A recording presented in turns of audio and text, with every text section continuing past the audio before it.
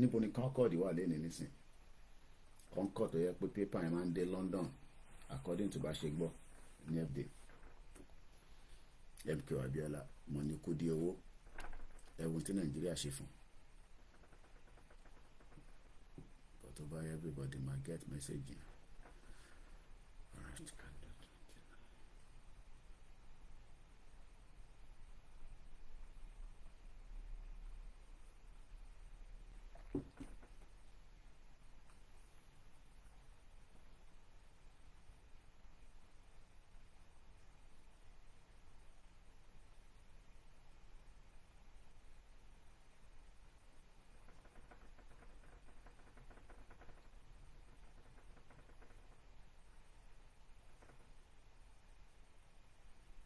So, but Ọlọ́run kọ́ wa mọ̀ ṣe.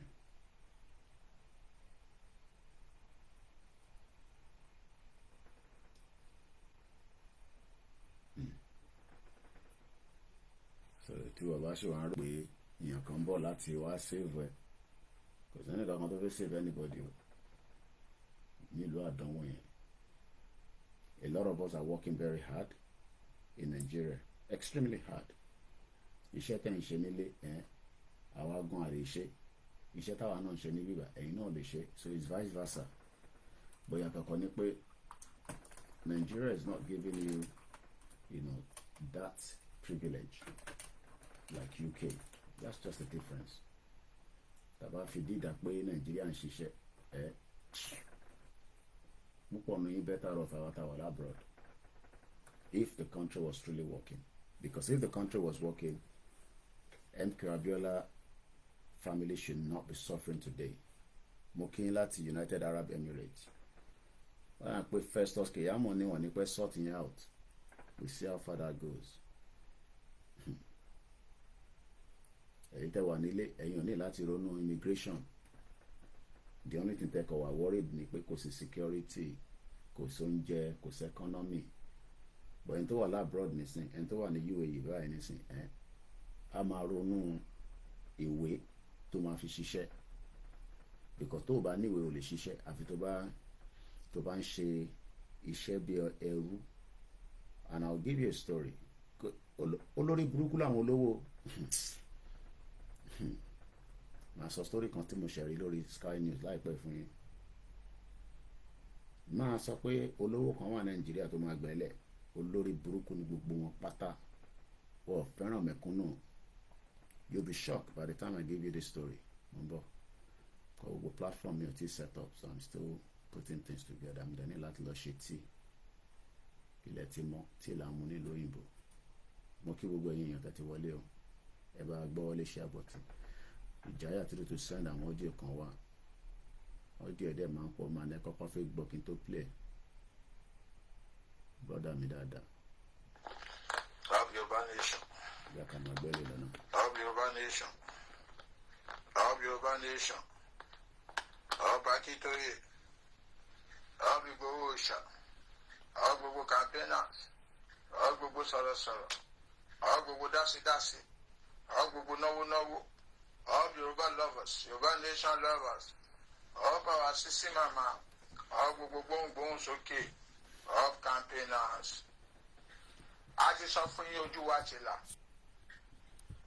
Fulani, if you cannot understand simple logic, we don't want open ranches.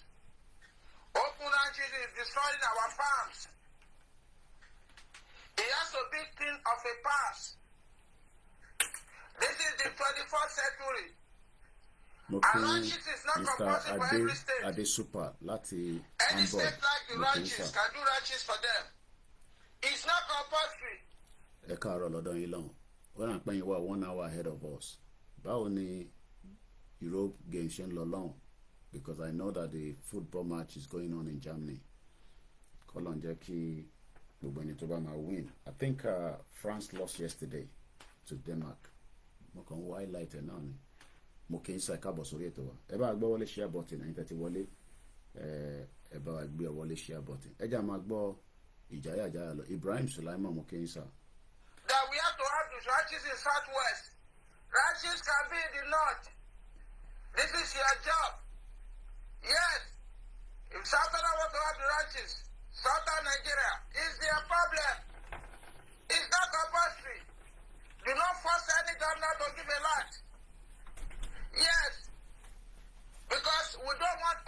ranches again.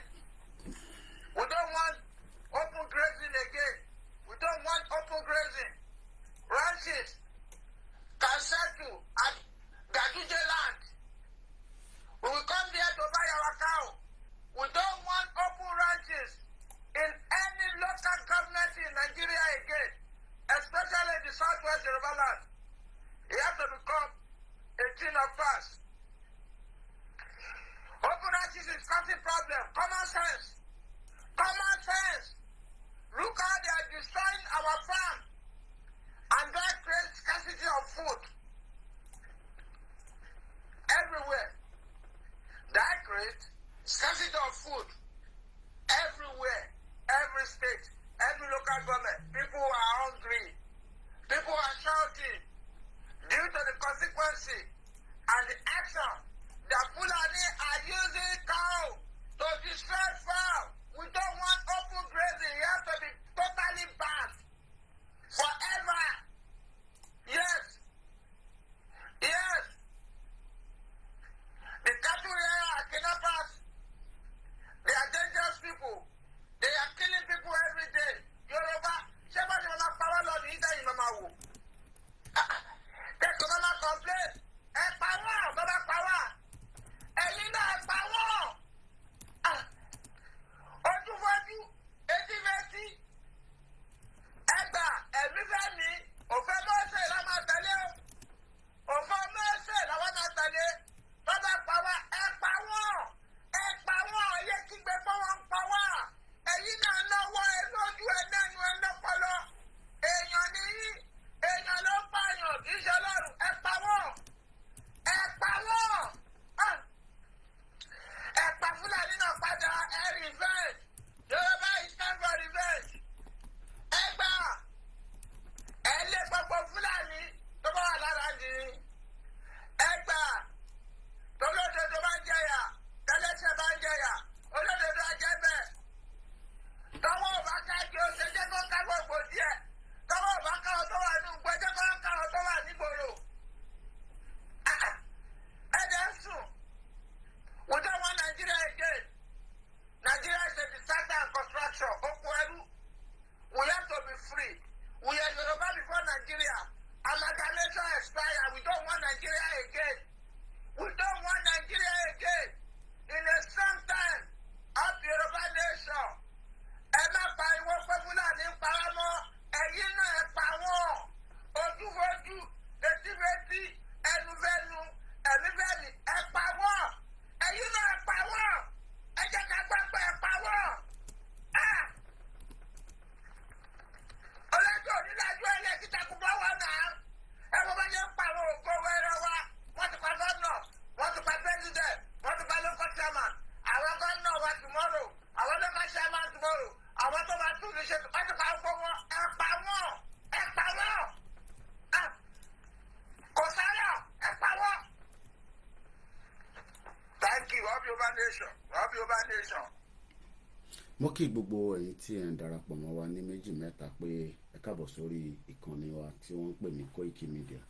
Àníṣe MKO Abiola gbogbo tó ní pátá ní Fúlàní bàjẹ́ tó jẹ́ pé èèyàn fẹ́ lè máa rántí pé MKO Abiola olówó kan ní nílẹ̀ Nàìjíríà. Wàláì tó bá sọ fún yàn pé bàbá kan wà wọ́n pè ní MKO Abiola mọ̀nìkúdí owó, kò síbi tí MKO ò náwó sí ní gbogbo Nàìjíríà, ní north ni, nílẹ̀ Ìgbò ni, ní middle belt ni, nílẹ̀ Yorùbá ni, ó ń ná bí ṣẹpẹrẹ. Níbo ni gbogbo project ẹ wà? Gbogbo ilẹ̀ tó rà Nàìjíríà ti gbẹ́sẹ̀ lé. Bó ṣe ṣe fún wa nígbà western region nìyẹn. Ìlú òfò ní Nàìjíríà.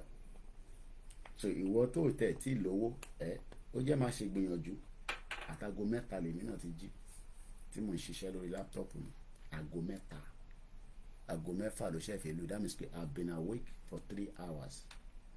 3 hours ni mo ti jí tèmi náà kó bá dá fún platform wa, kó bá ṣiṣẹ́, because for over a week now a rí article pé sórí platform wa.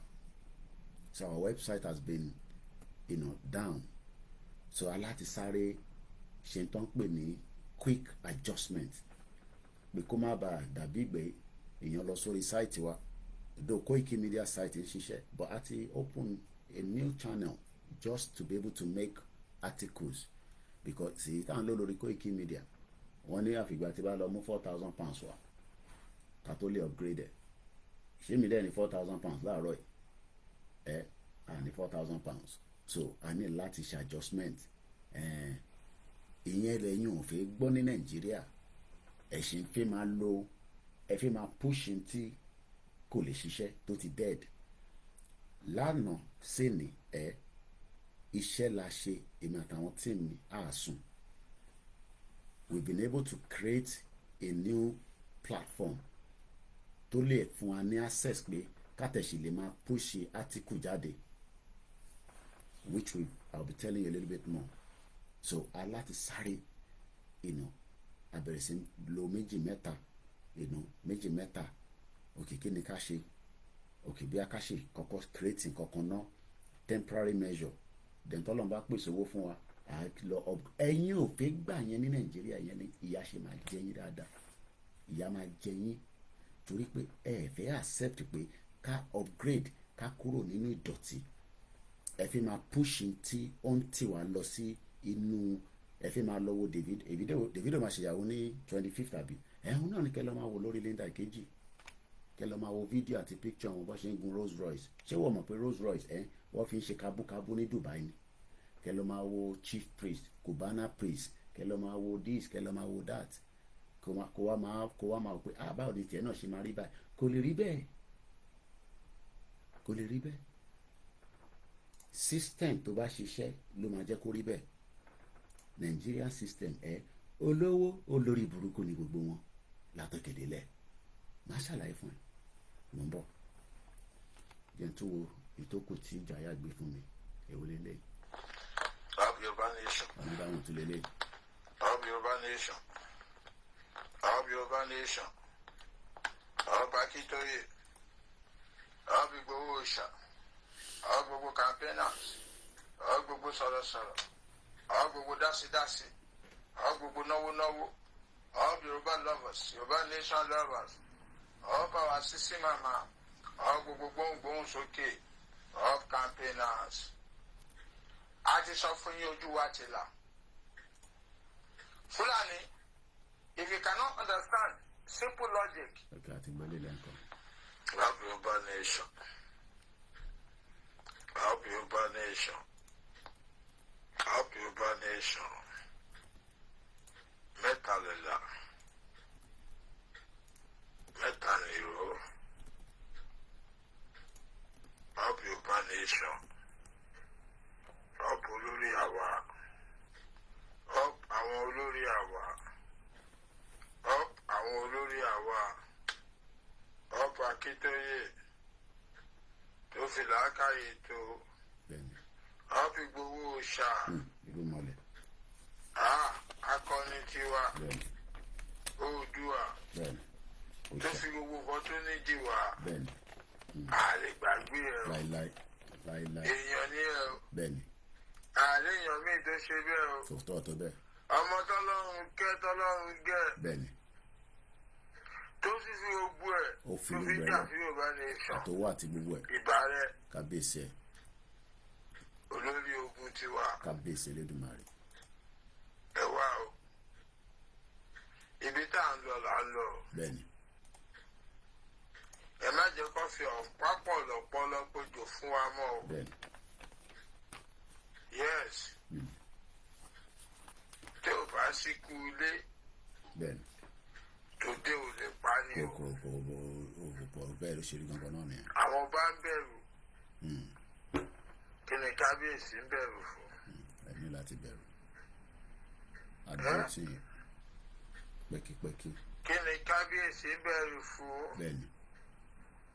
Nígbà tí kábíyèsí tí ò tó akọni ṣe wá ìṣesí tẹ́lẹ̀ sí. Kábíyèsí. Wá ìtẹ́lẹ̀ kábíyèsí ò lè jà. Kẹ́kọ̀ọ́ lábẹ́ local chairman lápapọ̀ kábíyèsí. Kí ló ṣẹlẹ̀? kábíyèsí kí ni bẹ̀rù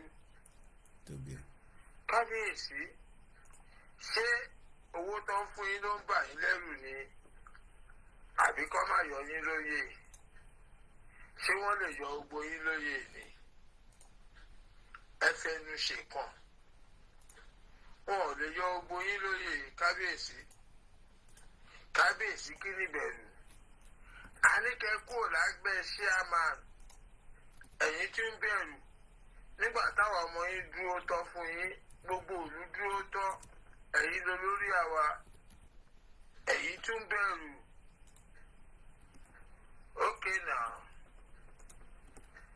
Olórí ọba ilẹ̀ Yorùbá kí ló dùn mọ̀rúmọ̀rú mọ́ yìí kí ló bẹ nípò tó ń dùn mọ̀rúmọ̀rú mọ́ yìí ẹ̀yin olórí adé tẹ Yorùbá lè ṣakọ́ ní ẹdí sọwádọjọ ẹdí sọwádọlẹ̀ ẹdí sọwádọbìnrin kábíyèsí àwọn ọmọ ìlú nígbà tẹ̀yìn olórí kẹ́ríkẹ́rí kan dún mọ̀rú mọ́ yín táwọn ìlú dẹ̀ wà lẹ́yìn yín tẹ̀fẹ̀ yín sọba kẹ́rí kankan dún mọ̀rú mọ́ yín ẹ ti sọwádọlẹ̀ kábíyèsí ẹ̀yin náà ti di púsì ẹni tó bá fi sọ lórí tó bá lè sọ lórí kíni bá. mo kí ọlánìpẹ̀kun plenty Mr. Kọ́lá Lawal mo kí yín ẹ káàbọ̀ dádì wa gbogbo California kọ́ńbẹ̀ kọbẹ̀ lẹ́dùnmarè kó bá ń túbọ̀ lọ́rọ̀ ẹ̀mí gbogbo yín Adéníyì Adéjùbrè mo kí yín ẹ káàbọ̀ sórí ìkànnì wa Ibrahim Sulaiman mo kí n lẹ́ẹ̀kan sí ẹ bá gbé ọ wọlé share button bẹ́ẹ̀ ṣe ń wọlé ní méjì mẹ́ta mo kẹ́rin ìyá mi Olúbùnmi Olúwọlé ìyá dáadáa mo kí yín ẹ kú bó ṣe ń lọ Akeem Usman mo kí yín Abiodun Sulaiman Tokyo káàbọ̀ sórí ètò ẹ gbọ́ wọlé share button ìjáyàjáyà òun náà là ń gbọ́ lọ ẹja padà sórí ẹ̀. Kí ni importance kí ni significant ọmọ Yorùbá ẹ̀yin kábíyèsí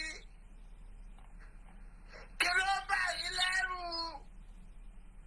kí ló bà yín lẹ́rù tẹ́ ẹ bá takọ ní ṣe ẹgbọ́n ní adé sílẹ̀ kì í ṣe by force kábíyèsí àwọn ọmọ olúwa sábà yìí èyí tí lẹ́rù tó ń bà yìí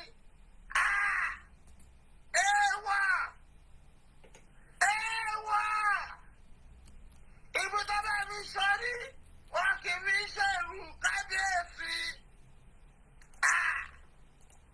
àwọn ọmọ ìlú wa sábà yìí ẹ̀yin lẹ́rù tó ń bà yìí kí lè gbé yín ṣe pọ̀ fún gbogbo ọba ilẹ̀ Yorùbá ẹ gbàgbé ìjẹkújẹ agbára wà lọ́wọ́ yìí tẹ́yìn bá sọ pé agbára ò sí lọ́wọ́ yìí ní ìdórí adé mọ́ nìyẹn abẹ́ mọ́ ni làákàyè ọ̀rọ̀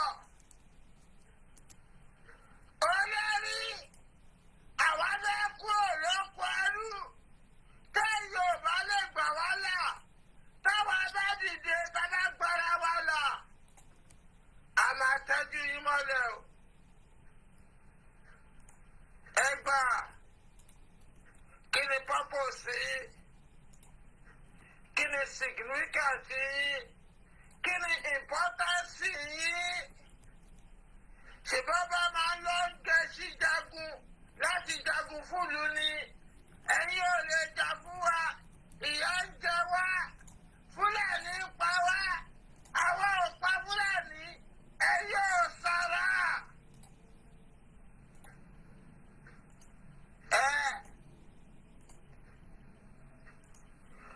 Wọ́n ní tí ọ̀rọ̀ bá pọ̀kè tó bá kọsàlẹ̀ ibì kan là ń gbé sí.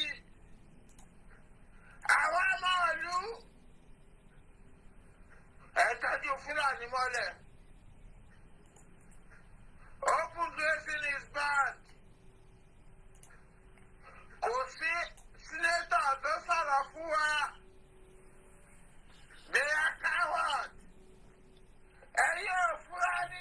Mo kí gbogbo ẹ̀yin tí ẹ̀ ń wọlé ní méjì mẹ́ta bẹ́ẹ̀ ni ní aago mẹ́fà ni àsìkò ń sọ lọ́dọ̀ wa. àṣùbà àfi máa lọ ní Nàìjíríà lọ́wọ́lọ́wọ́ báyìí ní gbogbo ibi tí ẹ ti ń darapọ̀ ní méjì mẹ́ta sẹ́ mo ní ẹ káàbọ̀ sórí ìkànnì náà. Mo kí ẹ̀gbọ́n mi Àyùbá triple DRS báwo ni yín àti àwọn fámílì àti mọ̀lẹ́bí Tony Aegis ní gbogbo Belgium. Mo ní láìpẹ́ láì jìnnà tí bá wá sí Belgium àtẹ̀kọ̀ lọ sí France àkáàkiri pẹ̀lú mọ́tò yín tá a máa fi lọ sí gbogbo European country. European football ń lọ lọ́wọ́lọ́wọ́ ní kódà ẹni tó bá ń wò ó a máa mọ̀ pé kí ló ṣe tiwa tó rí bó ṣe rí látara pé olórí burúkú ni àwọn olówó. Màá ṣàlàyé fún yín torí pé mo rí átíkù kan tí màá sọ fún yín pé tó bá rò pé olówó kan tó wà nínú Nàìjíríà ó fi gba ìran Yorùbá sílẹ̀ ìrọ̀lùpà. Mo kí Láńre Lámínà Yorùbá níyì káàbọ̀ sórí ètò brọ́dà mi àti ẹ̀yin silent listener tó ní Kóìkì máa kí àwa náà máa kí wa torí pé a nílé kọ́mẹ́ǹtì ni fún dínkù àbí díkejì bọ̀ à ń bẹ lábẹ́ ètò. Mr. R. Salahu mo kí yín ẹ káàbọ̀ sórí ìkànnì wa. Àníṣẹ́ ohun ìjáyà ló ń sọ̀rọ̀ pé ẹ̀yin ọba wa abẹ̀yìn ni ẹ̀yin ẹ bá wa gbóhùn sókè ju bó ṣe yẹ lọ. Gbogbo aráàlú ti mọ̀ pé ẹ̀yin ni àṣẹ wà lọ́wọ́ ẹ̀. Olórí burúkú làwọn olóṣèlú ní UK ní bíbà wọ̀ bíbà bá ńlá politician kan dá kó nóun ju King Charles lọ. Kódà specimen £50 lélẹ̀ ṣe rí pé orí adé ló wà níbẹ̀ bó ṣe jẹ́ kó wà ní orí ilẹ̀ wa náà nìyẹn. Bàbá mi Ọmọníyì Lateef Babátúndé ẹ káàbọ̀. Ìwọ tó ní o fẹ́ Nàìjíríà àwọn olóṣèlú wa máa tẹ àwọn ọba wa mọ́lẹ̀. Mo ṣí fìlà fún gbogbo àwọn orí adé. Àníṣẹ́ ìjáyà ní ẹ bá wa gbóhùn sókè ẹja máa gbóhùn yẹn lọ. Now gbogbo platform mi ti wà set as it is. Mo kẹ́yìn tẹ́ wà lórí Twitter mo kí Mr. Joseph wọ́n ní it's my first time here. Let us use Yoruba wisdom to set Nigeria on fire so that Oòduà can stand. Nigeria ti wọ̀n fire gidi so gbogbo pé ká ṣe set àwa kọ́ la máa set on fire no àwọ̀ ní láti set on fire. Nigeria itself is on fire. Ẹni tó bá ní Nàìjíríà ò sí on fire ìwọ lọ sáàrin Òṣòdì kò jí mọ́ínmọ́ín kò mọ tó máa ṣe fún ẹ.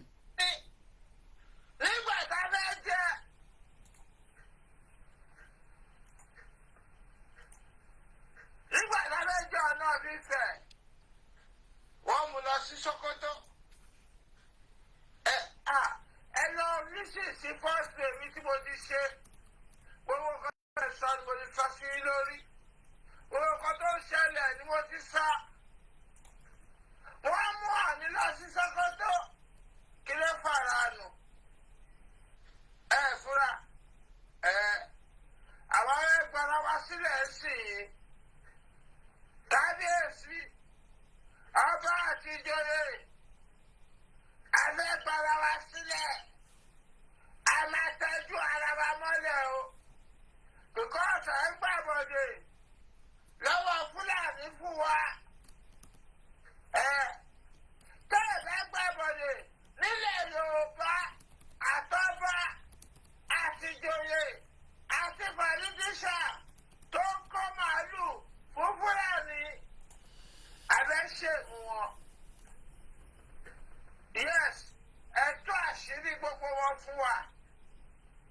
Láti Èkó tóbi dé Kogi ẹ̀tọ́ àṣírí wọn fún wa. Yes, no more open grazing. No more open grazing.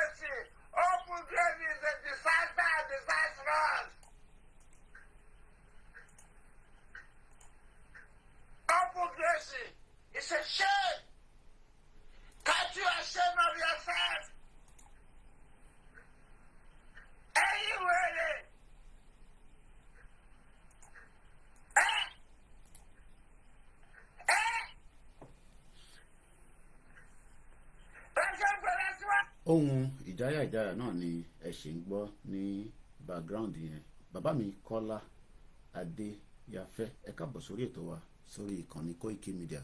Ẹ gbá wọlé share button kẹ́ thumbs up torí pé ìyẹn ló máa support ìntàn ṣe ní bíbá torí pé ìyẹn gangan ni pé ẹ̀yin náà wà nínú program pẹ̀lú wa. Ẹ thumbs up. Gbogbo comment tẹ́ ń ṣe náà làwọn ọmọ yín náà máa rí lọ́jọ́ iwájú. Kò ń ṣe pójú tèmi nìkan ló máa rí. That was my great grandfather. Gbogbo àtọ́ ń jà fún ìran wọn, òun náà dìde ó sọ̀rọ̀ lé lórí. Kò ń ṣàwọn ọmọ àlè tó sọ pé àwọn sì fẹ́ Nàìjíríà nígbà tí wọ́n mọ̀ pé gbogbo ń MKO ní pátá ní Nàìjíríà gbà lọ́wọ́ ẹ̀. Àná ọmọ Abíọ́lá jáde ó ní MKO àwọn ọmọ ẹ̀ wọ́n ò rówó ra oògùn, wọ́n ò rówó ra paracetamol. Ìwọ wá ń sọ pé tí ẹ máa da nínú Nàìjíríà. MKO là ń sọ̀rọ̀ ẹ̀. MKO mọ̀ní kúdí owó. Mo kí ẹ Sọ́nkì káàbọ̀ sórí ètò. Akin ọmọ Akin mo kí yín. Buka Mohammed, good morning and welcome as you're joining. I say good morning to our Biafra, good morning to the Arewa, good morning to you wherever you are across the globe this morning as you're joining this platform. My name is OLAYOMI KOIKI. The only thing we discuss here is the breakup, dissolution, and the union of that amalgamation that British put together after 100 years in 2014. It has expired. We have no reason to be calling ourselves Nigerians again. Mo kí bàbá wa ẹ káàbọ̀ sórí ètò. Bàbá mi Fowówẹ̀ Ibrahim Ayinde. Ní gbogbo ibi tẹ́ bá wà, ẹ ń ṣe ìgbìyànjú tó pọ̀. Nàìjíríà ni kò jẹ́ kí gbìyànjú yẹn kó lọ sókè. Ìjáyàjáyà là ń gbọ́hùn ẹ̀. Gbóhùn sókè lẹ́ẹ̀kan sí brọ́dà mi. Ohun ẹ ayé ò ní gbà lọ́wọ́ ẹ̀. Gbogbo tó bá ṣe ń sọ tó ń lù la máa ṣe kíni. Adéníyì Àríbá ti ṣe sọ pé tíwàlè ọ̀gá tiwa nìyẹn. Mr. Koiki Ọlọ́run nìkan lọ́ba tó ń sọ pé òun lọ̀gá. Èmi ń ṣiṣẹ́ fún yín ni àtolóyè Ìgbòho àti bàbá Akíntóyè. Mo sọ pé ẹni tó bá náwọn méjèèjì ò ṣe tó ẹ̀yin náà ní right. Ṣùgbọ́n àwọn méjèèjì tó bá sọ pé wọ́n ṣiṣẹ́ tó pé wọ́n ti compromise, ìwọ náà dáṣẹ́ tiẹ̀ sílẹ̀ kó máa pariwo Yorùbá nation kó dẹ̀ kó àwọn mídíà tẹ̀jọ́ máa pariwo ẹ̀ but àwọ̀ ní tẹ̀lé yín torí pé eléyìí táwa ń tẹ̀lé àwọn tó mọ róòdù nìyẹn. Ìwọ tó bá wá sọ pé tiẹ̀ le gan ju tó lóye lọ, ìwọ náà lọ Nàìjíríà kó lọ fi gbogbo tó lóye ti ṣe kí ìwọ náà lọ ṣe díẹ̀ nínú ẹ̀. Mo kí lẹ́ẹ̀kan ṣe káàbọ̀ sórí ètò. If you are new to the platform, just do a follow up, thumbs up, you will be enjoying this program. Àníṣe láti ànádé ní là ń ṣiṣẹ́ round the clock. Nígbà tó ní ìlọ́mú £4,000 wà, mo ní mo ní 4,000. But how do we make sure that things can work? Gbogbo kìíní yẹn ni mo sáré ṣe lánàá sí ni. We've set up a new website and that website is called Koikimedia International News. Gbogbo kìíní yẹn látànà sí ni, it has cost me still under £40. I've opened a WordPress. I paid for the basic. I've opened a domain name. Gbogbo kìíní tí mo ń sọ yìí, that is how you can establish your business in Nigeria. Òun ta mọ́ínmọ́ín ni, ó jẹ́ kó wà lórí internet. Òun ṣe pop-off ni, òun ṣe irun ni. But ẹ̀ ń rí láì lórí Instagram nìkan àti TikTok. No, you need to have a domain name. Tí wọn náà máa sọ pé ilé iṣẹ́ mi lélẹ́yìí, ẹ lọ síbẹ̀. That is what I've been doing since yesterday with my team. A ṣe ní koikimedia.com àti wá ṣe Koikimedia International News so that the news will continue to flow as it has been, because it is very, very important for a brand like ours to make sure that we continue to push our article. Mo kí sister mi Buki, ẹni tó ní hairdressing ní Nigeria, you have the right to have a website. Gbogbo ẹni tó ní business ní abroad ló ní website, at least up to 90%. But in Nigeria, gbogbo kìíní ẹ̀ dàbí, how do you even make a payment? With the card in Nigeria? And he said, MK Abiola today is like he never existed before. You know why? Because the Fulani destroyed all his empire. So how you want to save Nigeria? Tinubu kapawon, but he's a weaker element. Tinubu has been in the game. Ó mọ̀ wọ́n dáadáa, but ó lo Yorùbá nation argument fún wọn pé tẹ́ ẹ̀ bá jẹ́ kóun débẹ̀, well, there is no other reason why Yorùbá should not go on their own. Because òun náà fẹ́ establish orúkọ. He has an ambition. Every one of us has an ambition. His ambition was to be the president of Nigeria. He has fulfilled that ambition. What he should be thinking right now is to make sure that it dissolves Nigeria so that we go our separate ways. You will be better off in a country called your own than the one that the British created.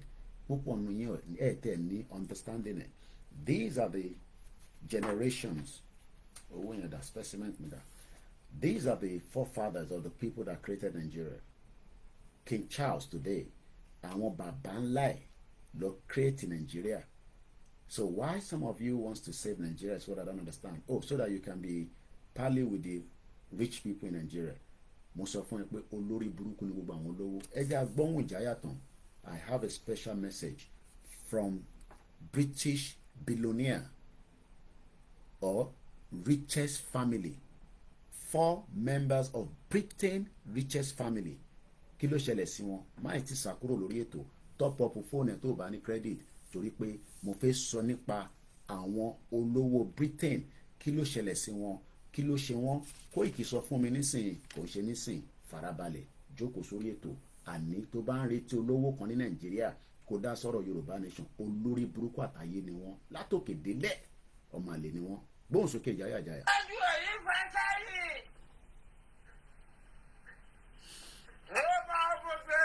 Thank you. The House of Senate, no more open grazing. Open grazing. It's a nightmare. And Sunni. Yes. We want the nation to divide. Egba, walking by the super funny toya. Eti fàwa ń tọ́yà òbó ti gbóná ẹ ti tata sọ́bù ẹ ti fi ọ̀bẹ sí i ẹ ti bàdí jẹ́. Nigeria can never be the same. We don't want to live together again. Ẹgbà disaster ni o. Living together is a disaster. One race is killing us. One race is killing us. Rise up to kill that race. To balance the equation. Everybody rise up. Let's see power to find to balance the equation. One race cannot be killing us forever. Time for revenge. Time for revenge. Igbo man, time for revenge. Yoruba man, time for revenge. Hausa man, time for revenge. Innocent Fulani, time for revenge. Our global nation for creating awareness and liberating and open our eyes. Without Akitoye, without Igbowosa, Akapulani. Ta ló ń ju ẹ tó ń yọ̀jì? Àwọn ògbówó máa fún ẹ pa ni. Àwọn Igbowosa. Ọmọ tó ń gbóhùn ẹ̀ tó ń jà. Brand tiwa. We love you. Brand tiwa. We love you. We love you. Osha. Igbowosa. We love you so much. We love you so much. Agitator love you. Yoruba nation love you. Group love you. Institution of Yoruba nation loves you. Our Baba, our leader loves you. We love you. Koiki loves you. Dara loves you. Any one of us loves you. Dara loves you. Gbogbo Yoruba agitator, campaigner loves you. We love you. Public love you. Lovers love you. That's love you. Thank you, Igbowosa. I'm Yoruba nation. Kò sí wèrè. Kò sí wèrè àbákú ẹ̀rọ ẹ̀rú. Ànábì tiwa nìyẹn bẹ́ẹ̀ ni. Ẹgbà ló bá fi kọ́ méje. No going back. No going back.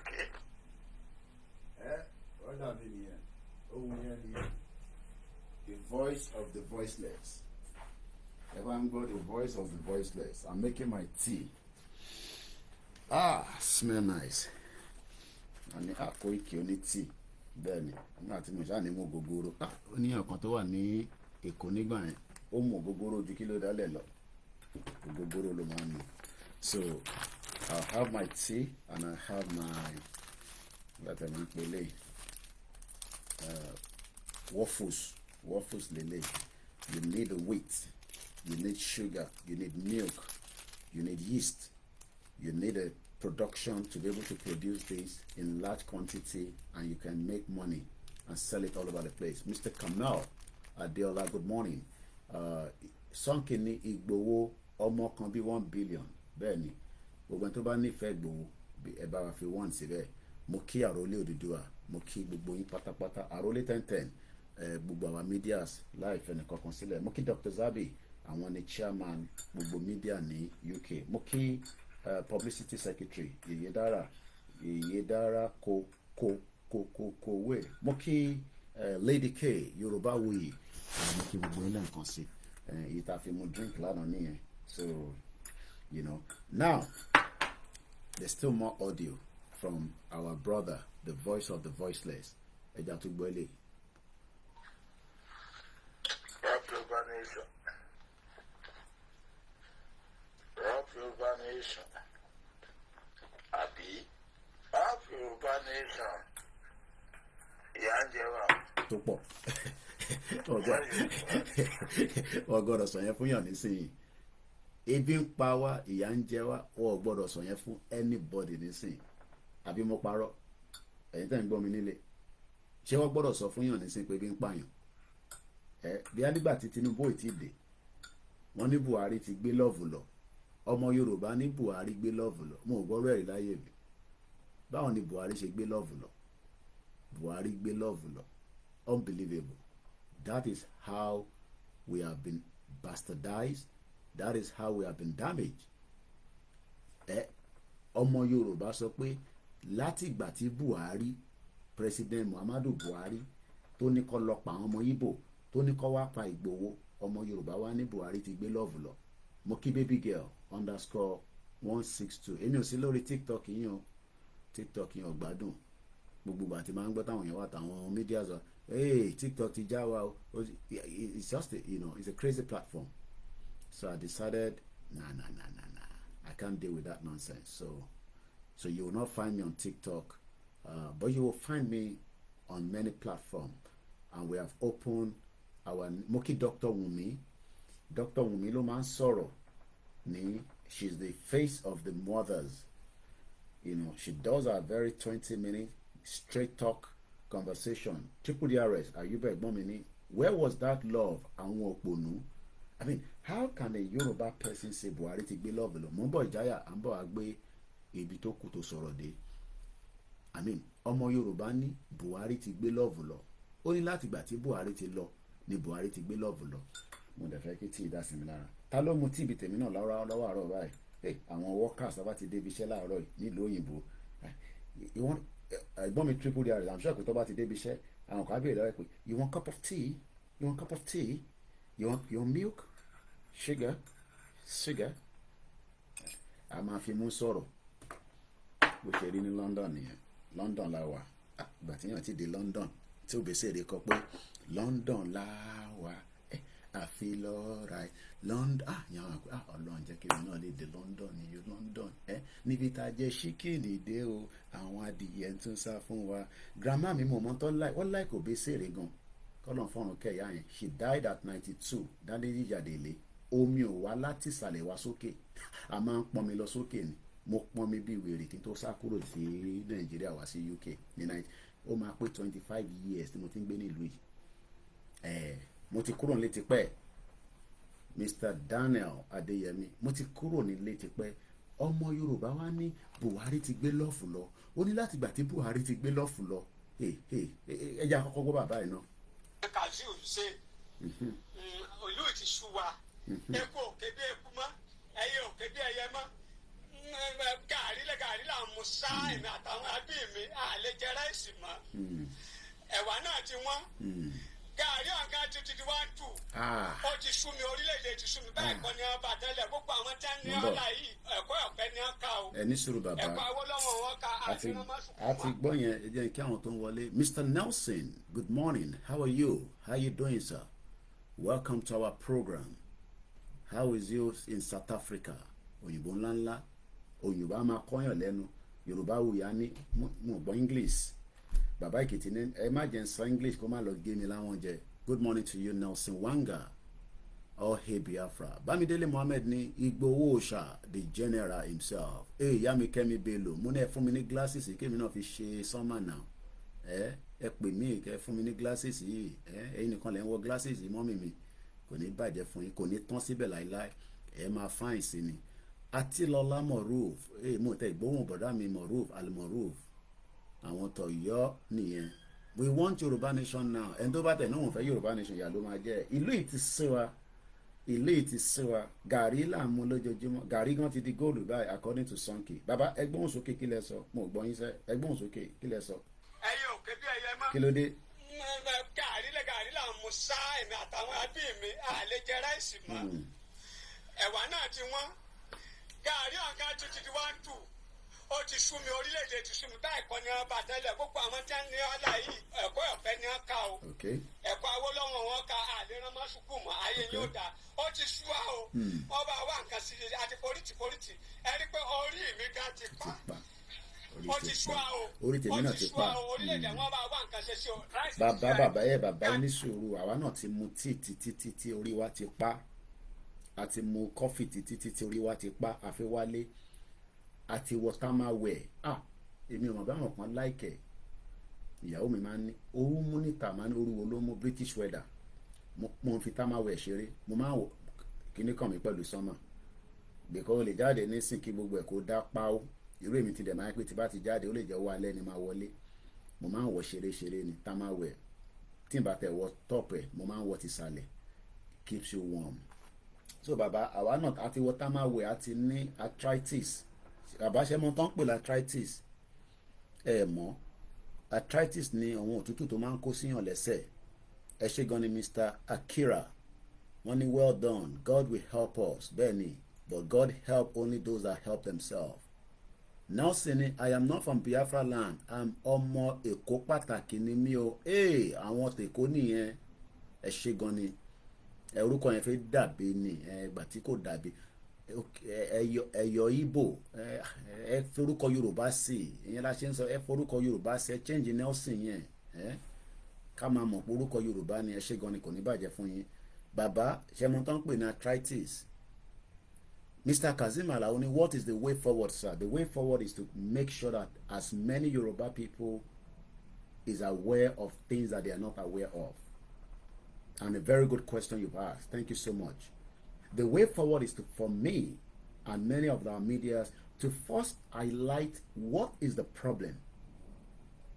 I'm sure about being in Mr. Kazeem Alao, what is the problem? You will list all kind of problems. How do we solve those problems? Should we become politicians and work towards our way to bring people to become that Ilu Itisua? But we have our governors that have been getting money from the federal government for the last 25 years, according to what we are told. What has happened to the development in Yoruba land? What have they done with the money for security? I spoke, problem to Oyinbo, I spoke, I talk. So, the way forward is what we are doing right now. We have initiated our quest to leave Nigeria because questions are very, very important. Many people are watching and they want to know those kind of answers. And somebody like me, they want me to explain. Okay, Koiki, what is the way forward? Again, boile,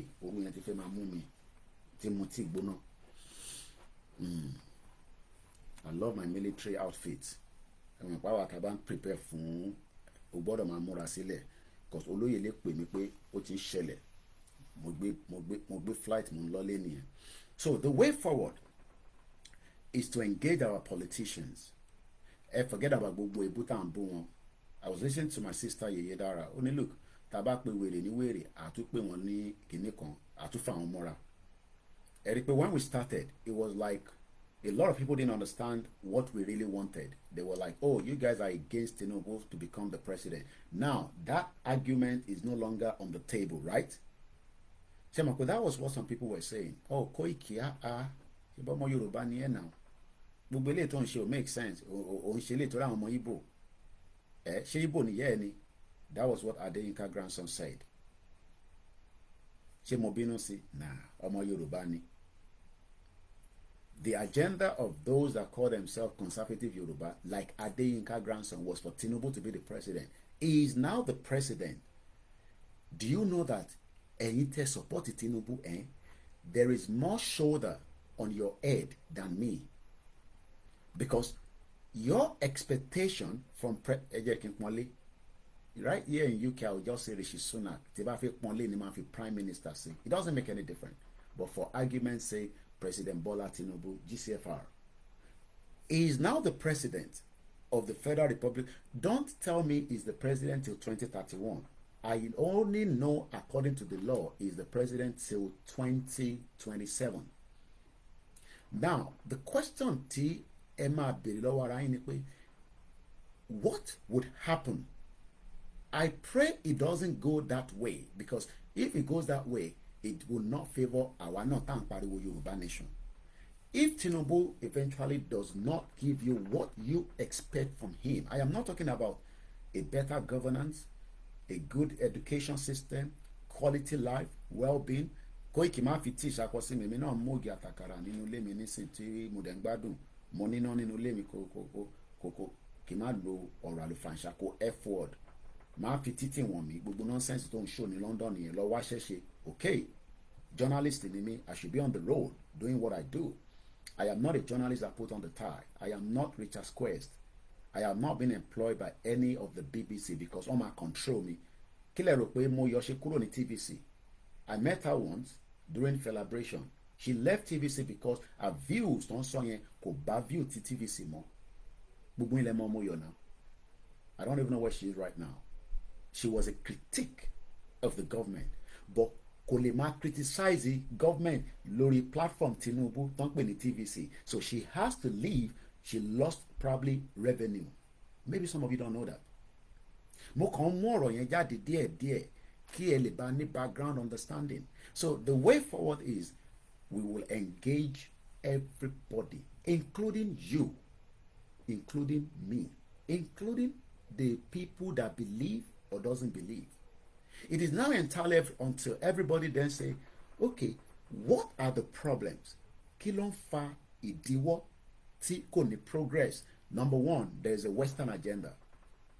That is the first priority. Olórí burúkú látọ̀run ni gbogbo àwọn Westerners tí wọ́n create kò ń ṣe gbogbo wọn in the sense that quote and unquote àwọn ọmọ ìlú wọn, but gbogbo ẹni tó ní agenda pé Africa ò ní lọ síwájú olórí burúkú ni wọ́n kò dé ń ṣe léèní lọ́ọ́ ti bẹ̀rẹ̀ yẹn. You might not have heard it before. Wọ́n ṣe ìpàdé kan ní 1884 kò tí sí Nàìjíríà as at that time. Ìpàdé yẹn ló ń pè ní Berlin Conference. Níbẹ̀ ló ti kọ́kọ́ ya máàpù Áfíríkà tó lúkálukú mú tiẹ̀ kúrò níbẹ̀. Tó bá dé Benin ní sí France ló ń sọ. Ilẹ̀ Yorùbá ni. Ṣé o mọ̀ pé that was what they gave French níjọ́ náà lọ́n pé ẹ̀yẹn lọ́ máa manage ibẹ̀ yẹn. O mọ reason because gbogbo wọn ń jà sí resources ní gbogbo ilẹ̀ yẹn. Wọ́n wá ní èyí táwa fi ń para wa ti jẹ́ ká pa àwọn tibí yẹn ká kó wọn lẹ́rú káwa wá mú ilẹ̀ wọn káwa máa control ẹ̀. Belgium olórí burúkú àtàyè ni King Leonard olórí burúkú òun kúkú kó gbogbo Congo ó kó sábẹ́ ẹkùn ẹ̀ ó convert Congo ó kó sábẹ́ ẹkùn ẹ̀ débi pé tó bá dún pẹ́ ní Congo wọ́n máa pa ẹ́ dànù ni. Wọ́n pa àwọn kan ní Mau right? Wọ́n bá British fa ìtòtàn lẹ̀ wọ́n pa British bí wèrè ní 1953. Ọmọ tí British ṣe ẹ lè pa wá wọ́n padà wá sí bíbá wọ́n kó àwọn ìbọn ńláńlá àwọn bí ìbọn tó yẹ kó tó bá yìn fún wọn báyìí ó máa pa wọ́n. Now kí ni the way forward? Agenda tí wọ́n ní pé káwa máa progress o gbọ́dọ̀ dé abroad kó tó ṣoríire nítorí kí ni wọ́n gba èdè lọ́wọ́ wa wọ́n gba culture lọ́wọ́ wa, wọ́n wá tẹ̀ gba gbogbo yẹn àbínú, wọ́n wá kọ́ àwọn tí ìwọ tó Mr. Kazeem kí n kò respect him because mo mọ age yín, ṣé mọ̀ pé ẹ̀yin nísìn ó jẹ́ kẹ́ ti di prime minister àbí president Nàìjíríà ní age yín, because tá a bá wo age bàbá wo lọ́wọ́ nígbà tó ń jà fún independent, àwọn bàbá yẹn ò tí pé 40, but nísìn ọmọ 30 years old ọmọ 30 years old tó ń nẹpọ̀n mọ́lẹ̀ ẹpọ̀n tó ń nà mọ́lẹ̀ yẹn tó bá gbéyàwó ẹ̀dá hospital wàá là nǹkan mọ́ lórí pé wàá tún máa bú pé ṣé ó yẹ kẹ́ máa bára yín sùn. Àwọn ọmọ 16 wọ́n ń gbàsí fúnra wọn níbí báyìí, tó bá ti lóyún inú wọn máa ń dùn ní bíkọ́ ọmọdé wọ́n máa fún wọn nílé. bẹ́ẹ̀ ni ìwọ àgbàlagbà ìyá sísí yóò mọ̀ pé ó ti di sísí, because in tó bá ti mú ẹ tí o ti gúnyàn tó ti ń ṣe tìsàlẹ̀ tó ń ṣe ní every month ó ti dọ́bìnrin. ó wá pé 23 ó ti ń lọ sí 30 ó sì ń ronú pé tó bá bímọ sínú Nàìjíríà báwo ló ṣe fi sustain ẹ̀, báwo ló ṣe fi survive ẹ̀, because ọkùnrin tó máa bímọ fún yẹn ó máa sá lọ ni.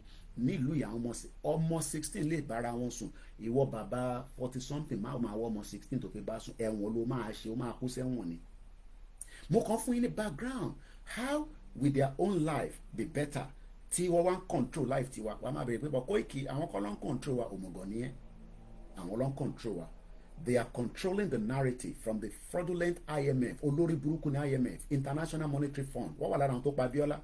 Tó bá ń gbọ́ World Bank sá fún wọn, olórí burúkú àtàyè ni wọn. Ṣé o mọ̀ pé the British High Commissioner tó wà ní Nàìjíríà nísìn, Dr. Richard Motangori, he was a former ex-director pẹ̀lú World Bank. Ó nínú òun dùn pé wọ́n gbé 2 billion fún Tinubu pé kó lọ lò, 2.5 billion ní Tinubu ṣe gbà lọ́wọ́ World Bank. Mo ní mo fún Tinubu títí di 1 year. After 1 year tí ìyà bá ṣì ń jẹ nínú Nàìjíríà, lọ fẹpọn Tinubu pé owó tó gbé fún kí ló fi ṣe, máa béèrè pé ìtọ́ gbé fún Buhari òun ti kó lọ sí Niger, ọmọ Fúlàní ni. So what is the way forward? The way forward is let's come back on the round table. Gbogbo ẹ̀yà tó ń bẹ nínú Nàìjíríà ká kọ́kọ́ bira wa pé ṣé a fẹ́ gbé papọ̀, because olórí burúkú British tó ń pè ní British Empire àwọn ni wọ́n gbé wa lé ọwọ́ àwọn Fúlàní ní 1914.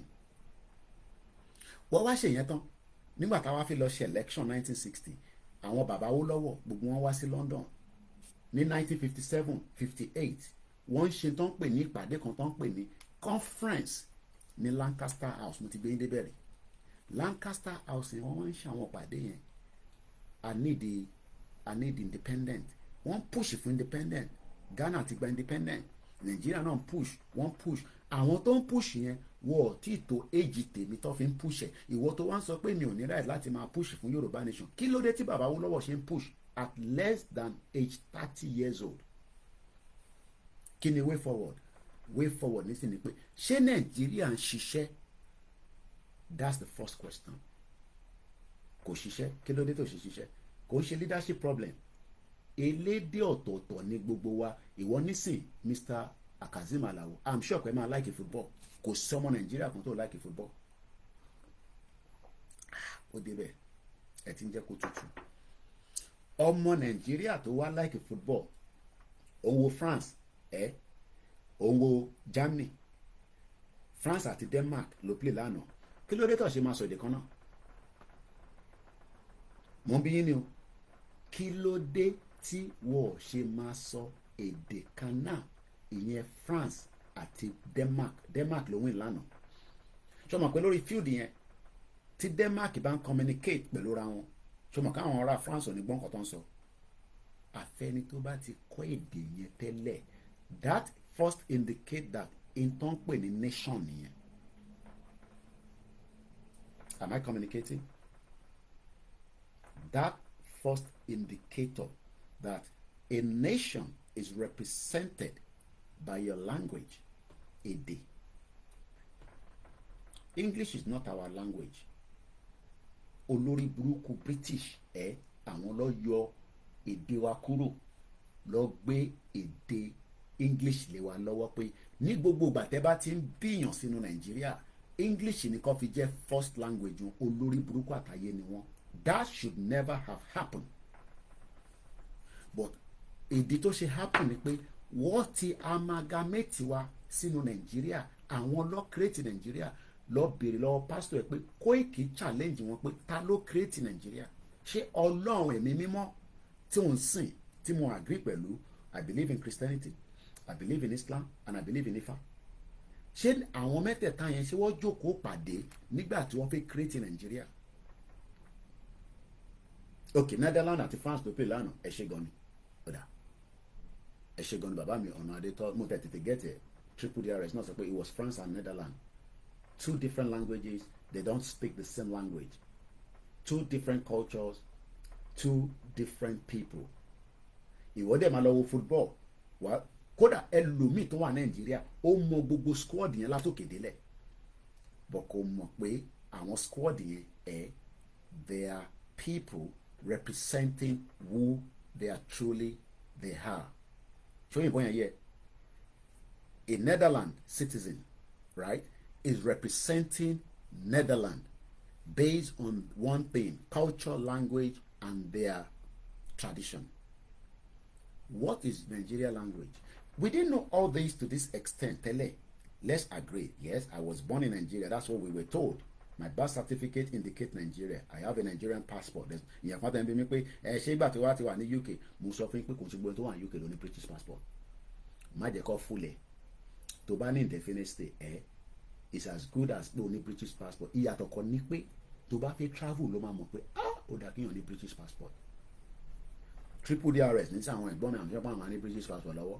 Tony Aegis máa ní Belgian passport lọ́wọ́. Àwọn bá fẹ́ travel nísìn tó bá ti nà sí wọn báyìí gbàgà wọ́n lọ nìyẹn. Irú àwa bá fẹ́ lọ Netherlands nísìn pẹ̀lú pé mo ní indefinite stay wá ní kí n lọ gba visa. Chances pọ̀ máa fún ẹ ó wà, chances pé wọ́n ní fún ẹ ó tún wà, ó mọ̀ di passport Nàìjíríà.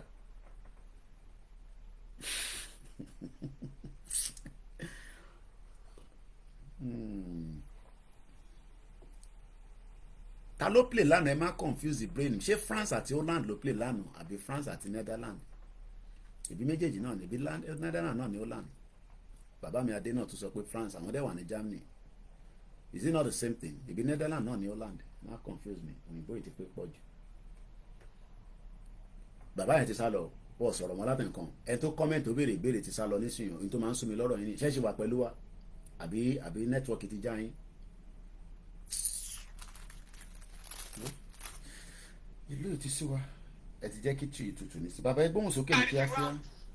mo tún kọ́ pé ráìsì ti di 80,000 àpò wọ́n bá wà nǹkan ṣe sí i tá a bá tún alẹ́ rẹ̀ kọ́ báyìí tó 580 and sorry 680 700 láàrín. wọ́n ní the same thing náà ni Netherlands Holland ọmọ ìyá kan náà ni ẹ ṣe gan ni ẹ̀yin tẹ́ ń gbọ́ wa ẹ̀gbọ́n tó béèrè question nìyẹn Holland Netherlands is the same thing jàre ẹ ṣe gan ni bí adáde wa ṣe ẹ mọ̀ pé ìgbà míì network máa ń slow náà ní Germany bí ẹgbà tí mò ń béèrè ọ̀ títí mọ̀ so lánàá ìlú méjì ọ̀tọ̀ọ̀tọ̀ ló play but wá rí Britain Great Britain àwọn yẹn mọ bó ṣe ń ṣe àwọn mẹ́ta ló lọ Wales lọ Scotland lọ England lọ ẹ ti jẹ́ kí tìmí tutù oya ẹgbọ́n òṣèlú káfí padà sọ́dọ̀ jáyàjáyà.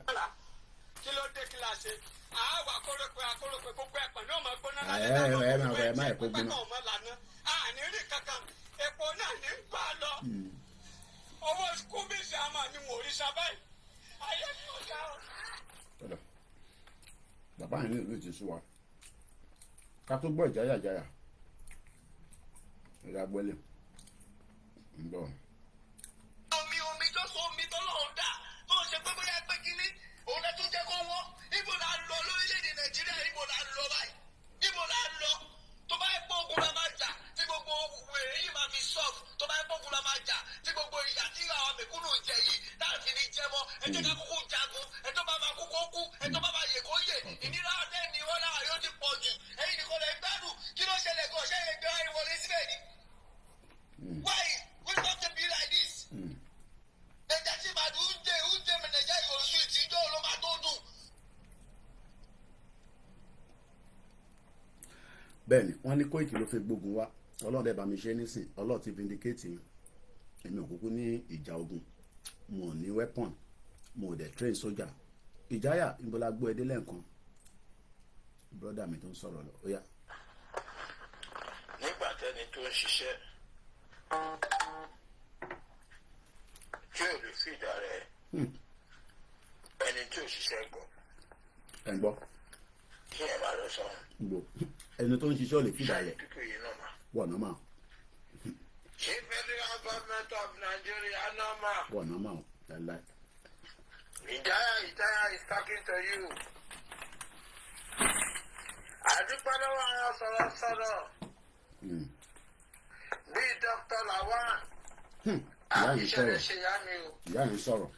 mo respect you. mo gbé fún yín. ìyá yìí sọ̀rọ̀. ń sọ̀rọ̀. ẹ̀ẹ́dẹ̀ lajú sílẹ̀. tàkùtọ̀ ń kọ́ wọ́ ọmọ Yorùbá. mo kí ẹ̀gá ní olóyèdè. ẹni wo là ń pa ẹ pa Fúlàní. ẹ̀yin yìí tún gbọ́dọ̀ wá. ẹ pa Fúlàní padà. kò sí ṣeré. ẹ̀yin lẹ́nu ìlú power is in your hand. ẹ pa Fúlàní padà. Tinubu ò sọ pé kàdá pa wọn. ẹ gbà bẹ́ẹ̀.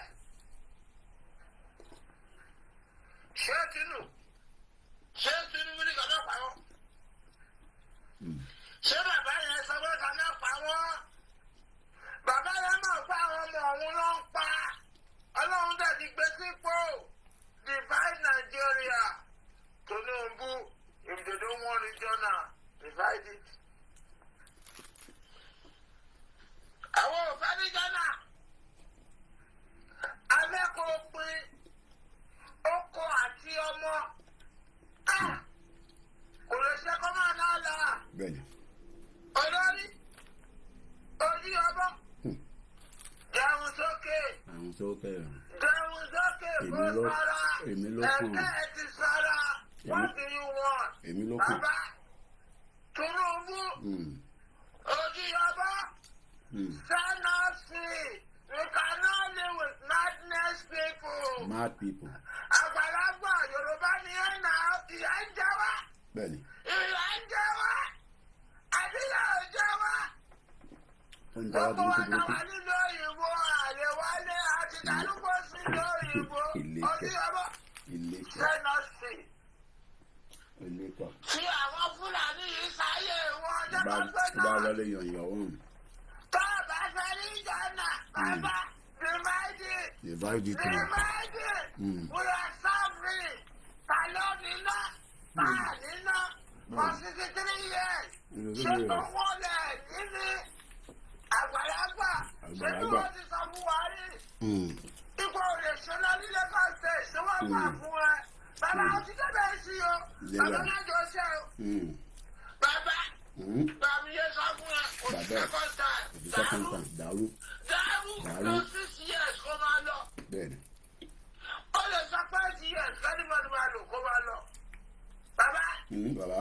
You can do it. You can do it. Yes. Nobody can underestimate your power. Bẹ́ẹ̀ni. Olórí. Ojú yọbọ. Fọ́ gbogbo ẹ̀ lójú. Fọ́ gbogbo ẹ̀ lójú. Olúkálùkù máa lọ. Nobody. Ọ̀ tó bẹ́ẹ̀. You know the game. You know the game. Fọ́ gbogbo ẹ̀ lójú. You know the game now. Bẹ́ẹ̀ni. Olórí. Olórí. Kò sẹ́ni tó mọ̀ pé o lè débẹ̀. Bẹ́ẹ̀ni ọmọ. Tuale sa. Baba. Baba. Second time o sure. Forget about that. Sorry, first time we. Baba. You can be a president of Nigeria forever if you want it. You know how to do it. Baba má jọ nísùrù ìjáyà mo rí àwọn tó wọlé tí a fẹ́ kí ìyá wa Jọ́kẹ́ màmá dáadáa ìyá lálùbáríkà àwọn ìyá dáadáa àwọn ìyá tó ń wọjọ́ ọ̀la táwọn wá fi dídá tiwọn nìkan ni pẹ̀lú wọn bá fámílì wọn ní láti wọ́rì wá jókòó sórí social media pẹ̀lú wa wọn náwọn àgbàlagbà ọ̀pọ̀ bẹ́ẹ̀ o but ọ̀dọ́ tún ń bú àgbàlagbà ọmọ Bọ́lájí Abdullahi ó ti jí àní mo sì ń kí àwọn girama tó ń wò pé a máa dúpẹ́ fún olóyè Ìgbòho a dúpẹ́ fún Ọlọ́run a dúpẹ́ fún bàbá Akíntóyè a wá dúpẹ́ fún gbogbo ẹ̀yin mídíà torí pé intent sọ yìí ó ti ń wà nígbà àyà wa. Àwọn ìyá ni mo sì ń sọ, torí àwa ọkùnrin àyà wa le kòkòkòkòkò, àfi ká máa wẹ́ni tá máa bò mọ́lẹ̀, tá máa fàyà, tá máa fi dè mọ́lẹ̀, tá máa wá sá lọ. Ẹ mọ̀ fáwọn obìnrin, àwọn máa ń ní, wọ́n wà sensitive, heart wọn báyìí sensitivity ni. Àwọn sisters wa ẹ ti gbé wọn ní mugun, mo wà lórí iṣẹ́ yẹ kó rí bẹ́ẹ̀. Sister wa kan dàpọ̀ Amẹ́ríkà lọ́wọ́, wọ́n ní ẹni tó fẹ́ fáwọn ó ti gbà sí fún ọ̀rẹ́ wọn, ó ti fún lóyún. Ọkùnrin ẹja fìyẹn sẹ́gbẹ̀. Ọkùnrin ṣòro àwọn ìyá yìí, kí ló gbọ́ pé Yorùbá nation jáde? Kò ń ṣàwọn ìyá bíi tó tẹ̀lé Dúpọ̀ ní tìrò, àwọn ìyá ti yẹn àwọn ti ní dementia, àwọn bíi àjàkálẹ̀ virus kò lè, ó ti gba country, ó dẹ̀ ṣì wà l'Amẹ́ríkà, ó ti ní virus lórí. Ọ̀pọ̀ bẹ́ẹ̀ o, àwọn ti ní virus yẹn, kòkòrò ń rìn lórí gbogbo wọn. Bòrú àwọn ìyá wa Jọkẹ́ Bọ́dúnrìn, àwọn grandma, kò sí àwọn grandfather ni mo sọ ní, àwọn grandma, torí grandfather náà máa wọ́ ọmọ kékeré tó fẹ́ fún lóyún. Ìyá ló máa wá ní alájẹ bá má ṣe yẹn mọ́. Irọ́ gbogbo tó bí fún mi obìnrin ni, mò ń wọ́kùnrin. Irọ́ náà ni, èyí tó lọ lẹ̀pọ̀n mọ́lẹ̀ fún náà obìnrin náà ló máa bí fún. Àwọn ìyá ìwà jáde, ọwọ́ arága bo gbogbo àwa pé bẹ́ẹ̀ bá sàsí wọn kò ní wọlé, àwa á máa fàyà gbá, èmi á máa sùn, àwọn á máa ṣàìsùn, torí pé wọ́n mọ̀ pé ìta sọ lórí ẹ̀ yìí fún ọjọ́ ọ̀la gbogbo wa ni. Ọba fi dídẹ̀ mi nìkan pé Nàìjíríà ló lù ọ́ ní wá mọ̀ náà, à ń bọ̀ sí èbí mọ̀ wá Nàìjíríà tẹ́lẹ̀, tí mo dẹ̀ rọra ń ṣe ohun tí mo lè ṣe, màá dẹ̀ padà wá sí ìlú òyìnbó after tí bá ti lo couple of weeks. Àwa gbọ́ ohun yẹn sọ pé Yorùbá nation ni o. Kí ló ń pè ní Yorùbá nation? Ṣé wọn pẹ̀lú omi sì ń béèrè pé kí ló ń pè ní Yorùbá nation? It's still a question that people ask. In tó ń pè ní Yorùbá nation ni pé a fẹ́ dá dúró gẹ́gẹ́ bí orílẹ̀-èdè àwọn football tó ń wò yẹn. Ẹ like football ní Nàìjíríà, mo blame yín. Gbogbo tó lè make yín happy, no problem. Máa ta bàbá Àjẹ̀bú. Àbúrò mi ti tarí, kò ta mọ́ ni. Àbúrò mi ó ta bàbá Àjẹ̀bú jọ́ tí mo rí, tí mo wálé ní 2015. Àwọn náà fi ń pa wọ́dà ni. Bàbá Àjẹ̀bú wọ́n tó ní family ní UK. Àwọn ìyá ìwà ń wo ọjọ́ ọ̀la. Àwọn ìyá kan náà wà bẹ́ẹ̀, àwọn ní internet, wọn ní access sí internet, bọ̀wọ́ kan gbọ́ fèrèfèrè pé Ìgbòho ó fẹ́ gbà wá, Ìgbòho máa gbà wá, Ìgbòho máa gbà wá. Ìyẹn lásán ó ń jẹ́ kí inú wọn máa dùn, because àwọn kan wà tó bá ti dàgbàdà báyìí tó lu ọ̀pá kẹ̀kẹ́, mo ti pàdé wọn rí ni, wọ́n máa ń lu ọ̀pá mọ́lẹ̀ ní ìgbẹ̀gẹ̀.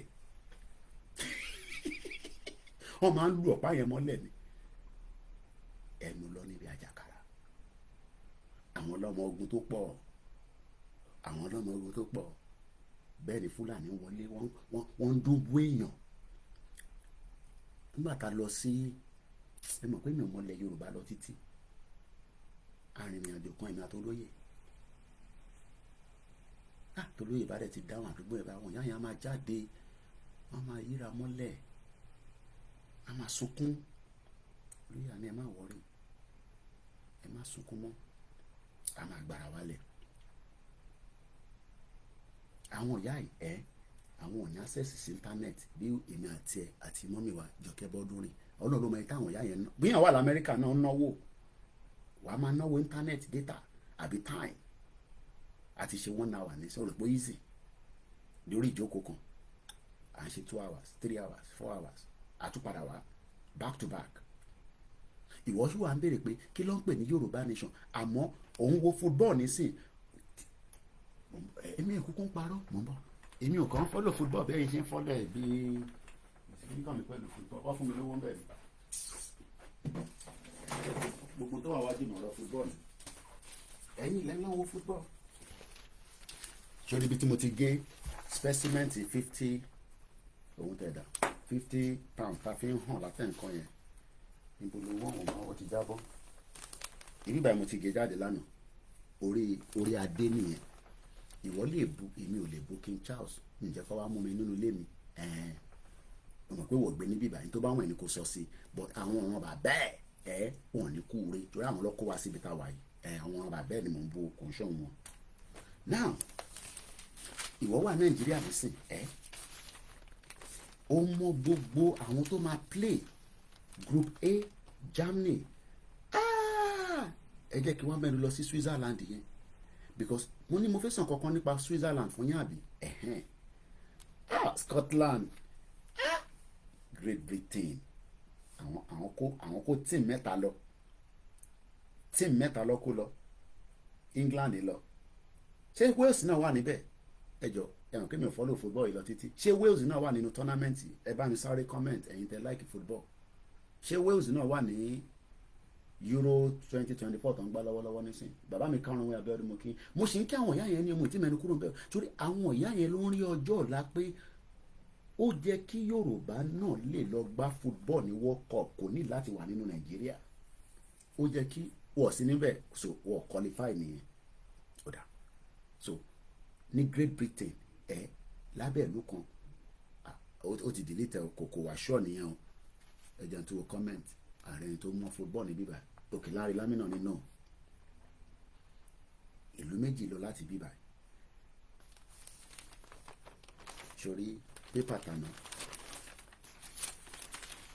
tànà lélẹ̀ England ẹnu lọ ní bí àjàkárà bọ̀ wọ́n mọ̀ nípa pé kó sọ fún wọn pé Nàìjíríà máa dà àbí wọ́n mọ̀ nípa yẹn. Bọ́ ṣe wà ní nísìn bọ́ ṣe wà ní bíbá nísìn torí gbogbo pépà wọn bó ṣe jẹ́ káwa náà ní ìwé ìròyìn tí wọ́n náà dá sílẹ̀ ní 55 years before fraudulent amalgamation.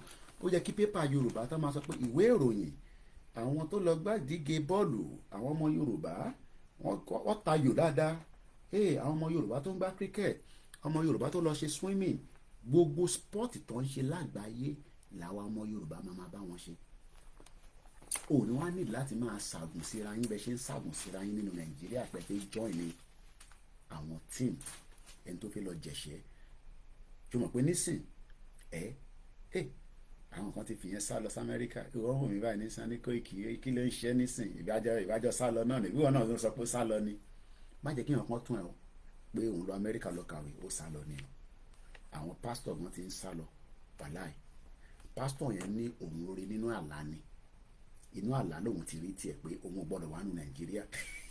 Pásítọ̀ ti mọ tó ń bọ̀, Ọlọ́run ti sọ fún pé kà ń lẹ̀ lọ jókòó kó lè máa ṣe mínísítírì ẹ̀ ó wá ní kèmí máa padà bọ̀ nílé. Pásítọ̀ tí ò sá kúrò Nàìjíríà etí ń dùn ẹ̀ ó gbọ́ pé àwọn pásítọ̀ kan ti yá dànù.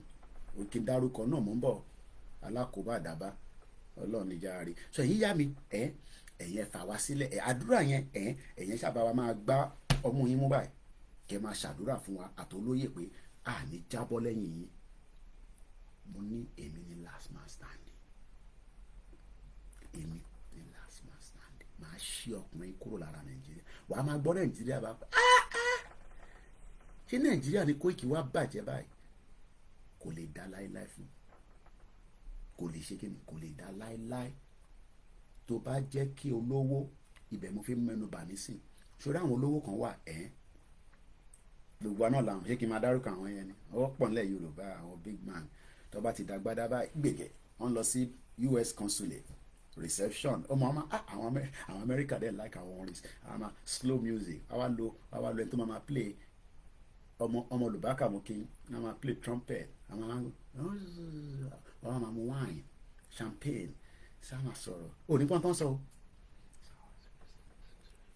ẹlòmíì níbẹ̀ kò gbọ́n tó yìnbọn sọ màtẹ́mi náà dé airport gbogbo tó ń bi mí mo ní yẹ́sì ni mo sì mi ní eléyìí ta ni kò má sọ yẹ́sì sí o tún sọ yẹ́sì sí mo nígbà tí mo gbọ́n tó ń sọ ìmú lọ́ máa fi ń sọ̀rọ̀ òṣìṣẹ́ rẹ̀ àwọn scammer yẹn tán irú èmi ní mo ní láti fi mú sọ̀rọ̀ after 24 years òyìnbó yẹn dúró díẹ̀ you're right what's going on tí bá dẹ̀ fẹ́ lo ti patois fún ẹ kí ló wà guan tí bá fẹ́ lejú nìyẹn wà guan yọ bọ́ǹbù club ọ̀dẹ̀ bẹ̀rù àwọn Jamaica nílùú but British ṣe gé fún wọn, wọ́n deport wọn bí wèrè ni, wọ́n wá ní kọ́ ló máa gba visa wọlé. Tẹ́lẹ̀ tó bá ti deport wọn after 3 days wọ́n tún padà bọ̀, gbà yẹn visa free làwọn náà. Nísìn British lọ́ọ̀kì wọn pa ni. Mo kí ẹ̀yin ìyá wa dáadáa, ẹ̀yin má kúrò lẹ́yìn wa o, ẹ má lọ bí àwọn tó lọ fún olórí burúkú Dúpẹ́ Onítìrì. Òun náà fúnra rẹ̀ nísìn ó ti já ń lọ. Now mo ní mo fẹ́ fún yín ní àṣírí kan nípa àwọn olówó. Kiss Daniel tí mo play níjẹta YouTube ní èmi kan mo ní àwọn ọmọ aláti yọ kúrò, ẹ yọ kúrò. Ẹlòmíà kọ́ máa rí pé mò ń jó ni kò ní gbọ́nrin mọ́. Àwọn tó bá ń tún fídíò yẹn wò, tẹ́ bá ti dáhùn stage bẹ́ẹ̀ yẹn wọ́n ti yọ ni. So moment ta gbádùn yẹn nìkan la gbádùn yẹn, bọ̀ àní láti play. My G ṣolówó ṣo lè spend on your own. My G £50 nílé. Brother mi kan pè mí lánàá, ẹlòmíì nínú wa à ń rí owó cash báyìí, káàdì láti máa ná gbogbo ẹ̀.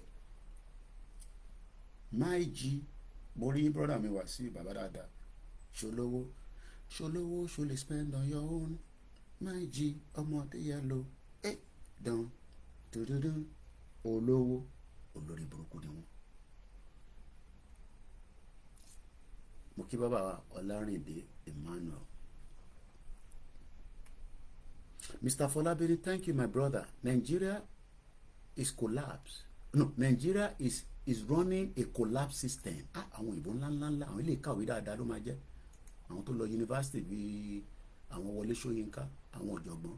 Ó ní thank you my brother. Nigeria is running a collapse system. No matter how much they borrow, so far it is a collapse. It's zero effect. The country where people are hungry, dying every day. The wicked government focus on increasing taxes. In tó ń fàjà ní Kenya lọ́wọ́lọ́wọ́, wọ́n ti fẹ́ para wọn tán lọ́hùn. The rate at the tariff so devilish in nature. Ẹ máa ó dà pé ilẹ̀ máa ń wé ní quiz nígbà tẹ́ wà ní school. Now mo ní mo fẹ́ hood boy ní fake naira. I get naira here. Who want naira? Naira mi da specimen mi. Naira mi wa. Where is my naira? You know lówó. Koiki, what's going on? Where's my specimen?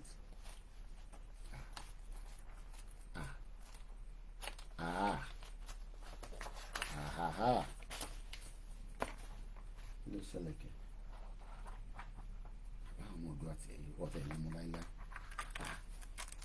Where's all my specimens? That's strange. The specimens in there. I have to look for it anyway. Now, mo fẹ́ gbé yín débẹ̀. I told you I read an article. Naira don't disappear, walai. Abẹ́ ibi ṣe ń wá bí ìwà àwọn ìwà bẹ̀rẹ̀. Naira àti àwọn pounds mi ti máa fi ṣe specimen very by them journalist paper ti pọ̀ jù. Bí àwọn ìbá dẹ̀ di láàárọ̀ ní sábà jí báyìí nísìnyí. Ní bàbá gbogbo gbígbà mo ti sọ fún yín pé ẹ bá ti ṣe program yìí kan máa bá wa palẹ̀ mọ́ Ọlọ́run ṣe ṣàánú tó dáa rí studio gidi owó náà ni ìyá lọ gba studio mi sí tó wà the end of the month tí landlord ní kí n mọ́wọ́ wá kí n sọ pé mò ń lówó ṣé wọ́n máa ní kí n wà nínú ibẹ̀. I don't know what has gone on. That's strange. All right, let's leave it. Let's come to this article. Naira don japa àwọn ayé ti pè lọ. Now this article that I want to read, just listen to it before I do the analysis. My 500 naira 1,000 mate bèrè lọ́wọ́ lórí ẹbí kó fún mi ní náírà. Okay, èèyàn kan dẹ̀ ń bọ̀ láìpẹ́ yìí màá ní kó bá mi mú oríṣiríṣi domination wá. Mo mọ̀ àti màá ní kó bá mú wá láìpẹ́. Listen to this article. It was posted and I'll share the link right now because I love to give reference to whatever I do here. Because come on, a Koiki platform, oko man so story to ko ni fact. No, not on this platform. Ọgbẹ́ni tẹ́ ń fi mi rẹ́rìn pé wọ́n ti gbowó lọ́wọ́ mi ẹ má worry máa wà. àwọn ọmọ òdu ọ̀dẹ̀ ní fọwọ́ kan náírà torí pé wọ́n mọ̀ pé smelly money ni. Bàbá mi Sulaiman, good morning. Sulaiman Yusuf. Now, I've shared the link of this particular what I'm about to talk about now, and I want you to follow me on it.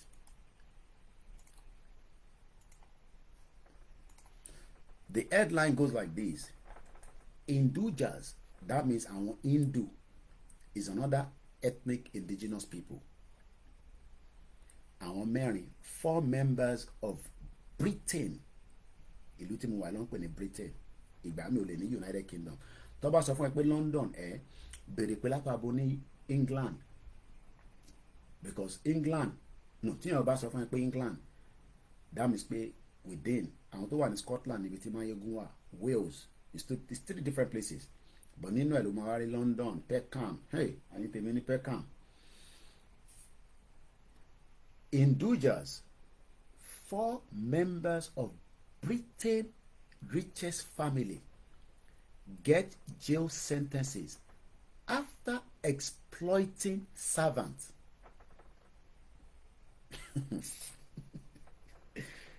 Ṣé kí n ṣàlàyé ní Yorùbá? Anybody understand what I just read now? You know, this is just the headline. I've not read the article. Let me read it again. Hindujas, 4 members of Britain's richest family, get jail sentences after exploiting servants. Who understand what I've just said now? As a layman, Ekosarikos in the comment section. I have not gone into the article. Based on this headline, when you see such an headline, what can you understand from it? I can start to Instagram, Koikimedia. Olayomi is always on. Sorry, voice note. What do you understand by that? 4 members of Britain richest family get sentences after exploiting servants. Mo comment section, mo fẹ́ wo bí a mo ti rí respond. Okay, kò sẹ́ni kankan tó kàn kankan.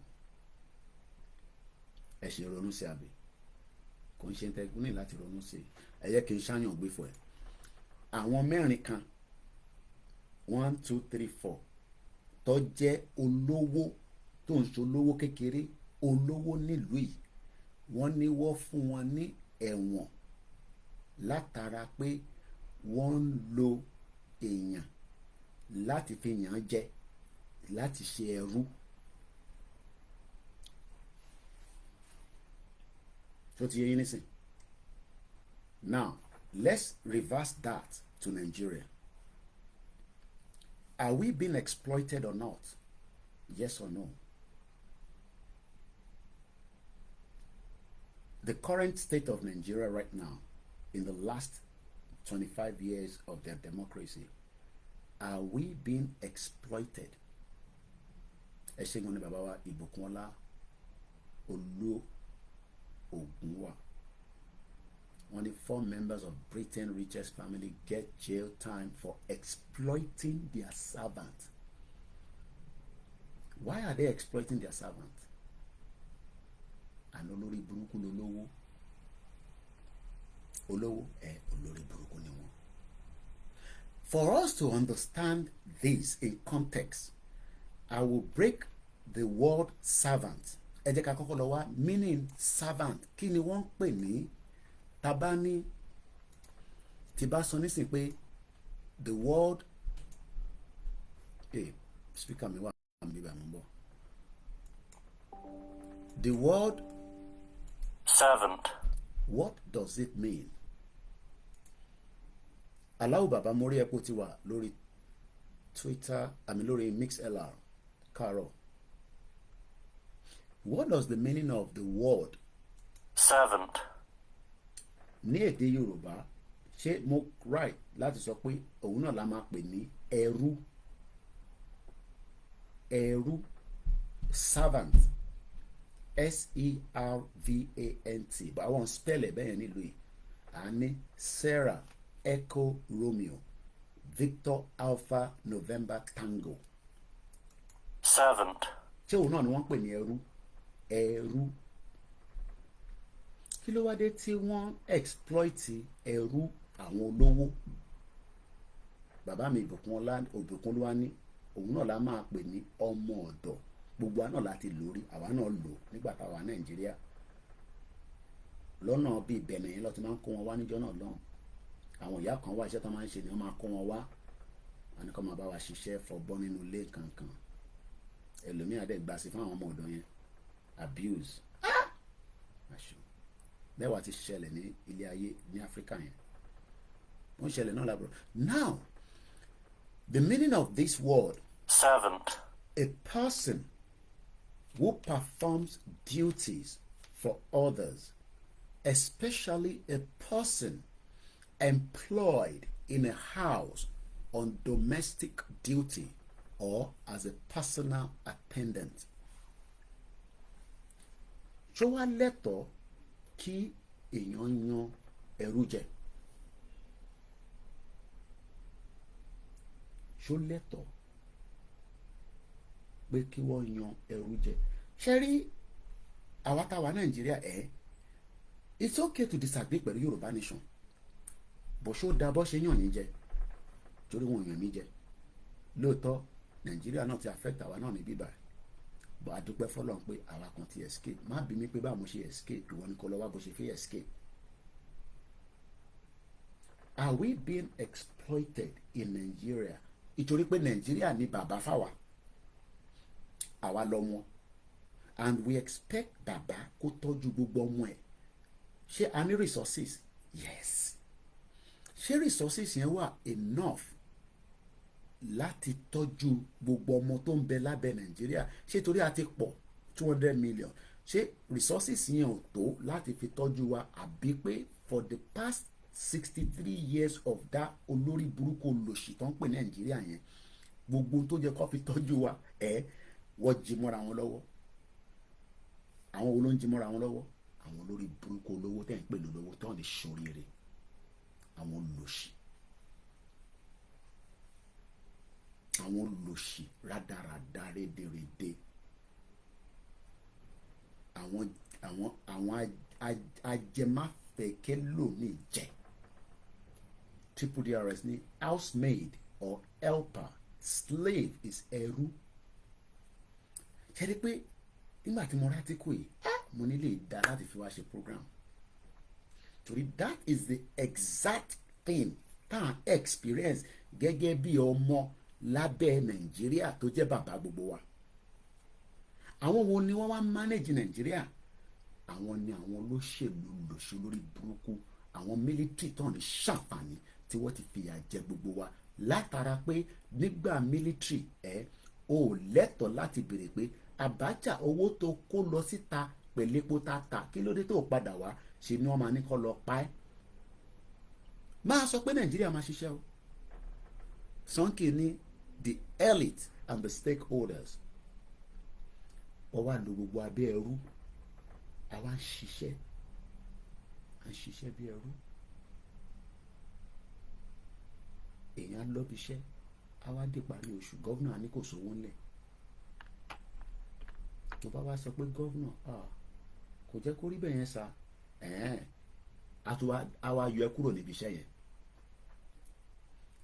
Àná àwọn tó dẹ̀ wà níbi iṣẹ́ ọ̀fẹ́ jẹ́ kó yọ àwọn kúrò níbi iṣẹ́, ó ti wá di ẹrú. Am I communicating?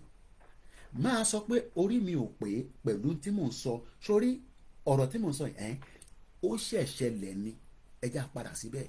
Wọ́n ní àwọn olówó Britain richest 4 family kan ni o, wọ́n wá ní wọ́n sentence wọn. Wọ́n wá ní wọ́n sentence wọn sí ẹ̀wọ̀n, kò bá jẹ́ ọdún 3, kò bá jẹ́ ọdún 1. Kí ni wọ́n ṣe gangan tó fi sentence wọn? I've shared the article, ó ti wà lórí líǹkì gbogbo comment section, you can go and check. Kò ṣe pé mi mo kọ story, eléyìí ò ṣe story o. Sky News ò dẹ̀ ní sọ̀rọ̀ kó má sí níbẹ̀, wọ́n ní reputation. And what I'm gonna do right now, mo fẹ́ save image yìí àwọn bàbá àti ìyá pẹ̀lú àwọn ọmọ wọn, bọ̀ bàbá àti ìyá la máa rí ojú ẹ̀. So later tí bá post fídíò yìí bí ṣe máa upload ẹ̀ sórí Facebook, ẹ̀ láǹfààní àti rí àwòrán wọn lẹ́yìn.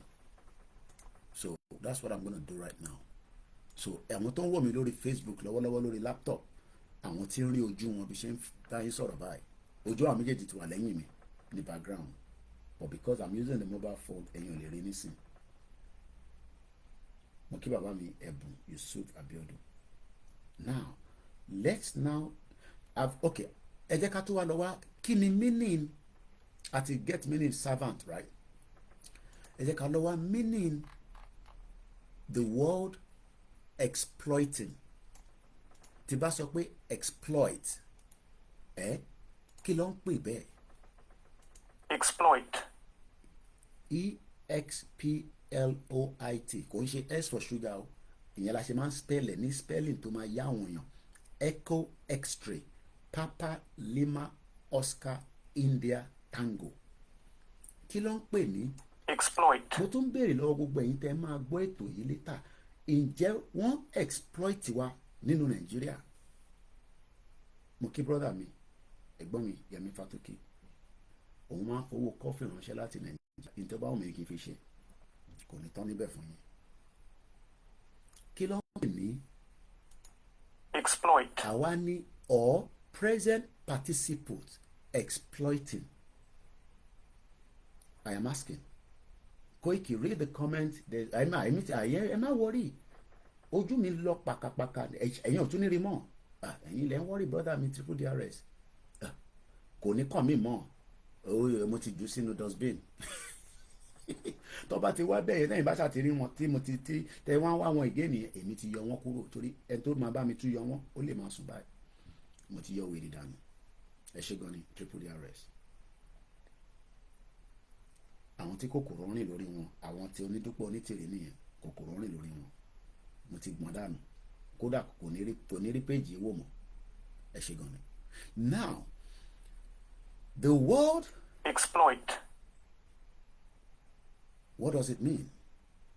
Make a full use of and derive benefit from a resources.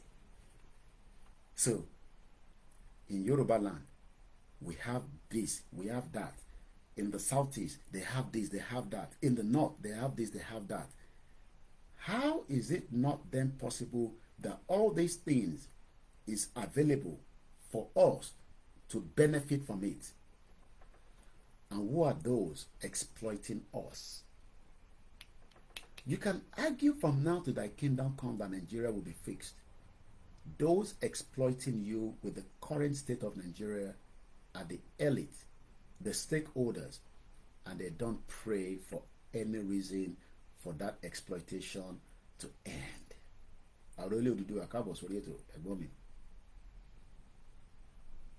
And this is where the problem is. We've talked about two different meanings: servant, exploit. We are servants. Ẹrú ni wá nínú Nigeria. Whether you have the means or not, ẹrú ni ẹ́. You are being exploited. And I'll give you just one good example. Tó kọ̀ wá sórí mi. Your roads that should be drivable refuse to be drivable because that exploitation to have make that road drivable so that there will be minimal accident, they refuse to do so. But Taba will only Yoruba don't need the second bitumen in the world in Tofin Shetiti long Quebec. Tobamo. But yet, Londo State on over concept. Kò sí títì. Kí ni mo sọ? Kò sí títì tó drivable, tó lè gbé truck, tó ní ẹrù, tó ní bí $1 million tí mo fi ṣe business látẹ̀kọ́ tó máa máa gbé logistics lọ sí Kwara àti Kogi. Because you are being exploited. Who are those exploiting us? We'll come back to that. Now, let's come into the article itself. Because of the program is 2 hours long. I want to end it so that Monisha Timon by long. And I want to focus back on the job. I'll read it straight now without any explanation. Hindujas family or Hindujas, 4 members of Britain's richest family, get jail sentence after exploiting servant. Prakash Hinduja and his wife Kamel, àwọn méjèèjì ló wà lẹ́yìn mi ní background mi. Tí bá upload video later, you'll be able to see them later on. Along with their son Ajayi and his wife Namarata, were however cleared by a court in Switzerland of more serious charges of human trafficking linked to their servant. 4 members of the British richest family have received jail sentence after being found guilty of exploiting their vulnerable domestic workers and providing unauthorized employment. Indian-born tycoon Prakash Hinduja and his wife Kamel, along with their son Ajay and his wife Namarata, were however cleared by a Swiss criminal court of more serious charges of human trafficking linked to their servant. The court ruled the servants, who were mostly illiterate Indians and worked at the lakeside villa in Geneva, knew what they were getting into. The 4 family members were sentenced to between 4 and 4.5 years in prison. The lawyers representing the defendants said they will appeal. In their defense, the Hinduja family's legal team stated the staff were treated respectfully and provided with accommodation. The 4 were accused of seizing workers' passport. I want us to listen to this section. Paying them in rupees and not in Swiss francs. I got to explain that to you because imagine I arrive in this country and a rich Yoruba man or normal average Yoruba man tó gbà mí sílé tó náà ń ṣe favour fún mi. Ó wá ní àwọn ní shop táwọn ti ń tajà kémi náà wá máa fọwọ́ pawọ́ dà níbẹ̀. Àmọ́ ẹ ṣe gan ni, ẹ ṣe gan, kò ní bàjẹ́ fún yín tí mo ti ń wá látijọ́ náà ní ẹ ṣe gan ni. Ẹ mọ̀ pé ìlú ìwọ́n ní ìyàn bá ní ìwé má wàá sọ fún yàn kankan bọ̀ mú passport ẹ wá wọ́n gba passport mi. Nígbà tí mo wá ń bá wọn ṣiṣẹ́, èyí tó yẹ kó san pounds fún mi tí owó iṣẹ́ tí mò ń ṣe fún wọn, even though wọ́n ti ń exploit mi, wọ́n wá ń san náírà fún mi. That is exactly what this olórí burúkú olówó yìí ṣe. You can see why many of you need to be on this platform to be well educated. These are not ordinary people. They are the richest, part of the richest people in Britain. Ìlú tó ń gbé kò ṣe UK lọ́wọ́, Switzerland ló ń gbé lọ́tí operate. Ibẹ̀ lọ́kọ́ àwọn ọmọ ọ̀dọ̀ sí tọ́kọ́ wá láti India tó ń exploit wọn. Wọ́n ń ṣiṣẹ́ ní long hours. Owó ìlú yẹn ló ẹ̀kọ́ sọ fún àwọn tó ń bá wọn ṣiṣẹ́. Wọ́n wá ń sanwó India tó ń pè ní rupees. Wọ́n fi sanwó fún wọn. You can see why I said olórí burúkú ni gbogbo àwọn tó bá ń sapá àwọn lówó tó ń fi ṣe jàǹbá fún humanity. Ẹ káàbọ̀ sórí ètò bàbá wa Soon Odo. Mo ti ka another story yẹn. Pregnant woman kidnapped in Abeokuta on his way to hospital in broad daylight. Nigeria shege. Yes, some people still want one Nigeria. Let me finish reading it. The 4, Baba, Iya, Ọmọ Baba àti ìyàwó ẹ̀, they were accused of seizing, just like bí wọ́n ṣe mú Ikekere Madu. Next year, ó ti dé tán kọ́lọ́n fún gbogbo alẹ́ mi wọ́n àtàlàfíà. I will be there to witness how and what is going to happen to Daisani Alison Madueke for the crime allegation against her by the National Crime Agency in the UK. Kọ́lọ́n kó fún gbogbo alẹ́ mi wọ́n àtàlàfíà. Whatever is going to happen, our defend her. But for them to have compiled evidence and bring her to the end, she's still on bail. What bidako kúrò nínú ilé after 11 p.m. Gbogbo ẹni mo fi sọ, because she's on a tag, electronic tag. What demolese? Ó dago mẹ́fà ní àárọ̀ láti 11 pm kó tó náà fi lọ ra búrẹ́dì níta ọ̀ bíbà bẹ́ẹ̀ dá kó jáde nínú ilé yẹn ó ń lọ ẹ̀wọ̀n nìyẹn automatically because why she's a flight risk. ọmọ tó ń pè bẹ́ẹ̀ ó lè sálà ọmọ tó kó sílẹ̀ sí bank tó gbà lọ́wọ́ ẹ̀ ní court wọ́n ò jẹ́ kó jáde nínú court yẹn ní magistrate high court tí mo ti lọ níjọ́ yẹn £70,000 ló kó sílẹ̀ as a bail. Máa sọ pé dey play pé mo ò níṣẹ́ ìwọ nìyá máa jẹ.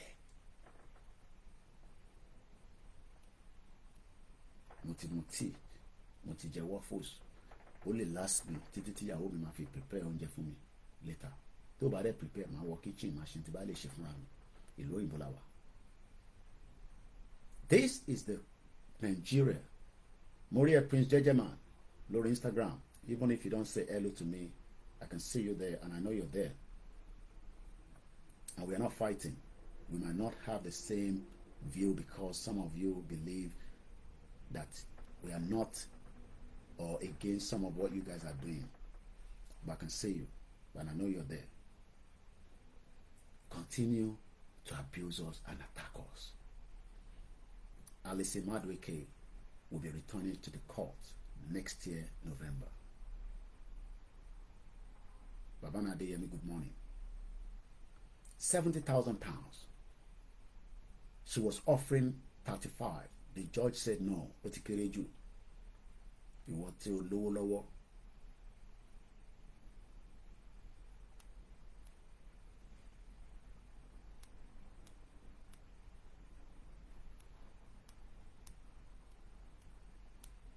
How can the rich people? Money was never their problem. Thank you so much, King Dorothy. This rich family, money was never their problem, but they were ready to pay people that were working for them in rupees. I mean, do you understand what that means? And the money was not their problem, but the people that is working for them, that they've already exploited, they've decided to pay them in rupees as against Swiss francs. Because to them, they'll be like, why should we pay them in Swiss francs, which has more value than the shit old rupees? Even though India is the 4th largest economy in the world. But the rupees can never be compared to a Swiss francs. And Switzerland doesn't have jack shit. Yet, all the money stolen from Abacha ended up in Switzerland. And Switzerland doesn't go to war. They try to be neutral.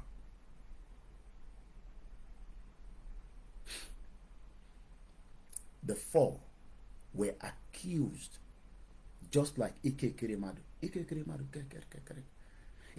will not return to Nigeria even if Tinubu spent 8 years in office. Because it's crime. Even if he's released early, he would not be allowed to return back, because release you early doesn't allow you to return out of the country. It's just to say that you've served half of your term, the rest will be served outside with electronic tags.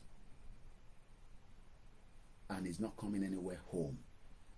And I can believe that most of his wealth is probably been stolen by criminals that have been waiting for that opportunity.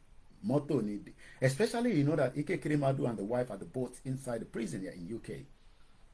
So most of what they thought that they have in that shit hole, by the time they are coming back to Nigeria finally, their real family member have sold everything, just like MK Abiola children are suffering today.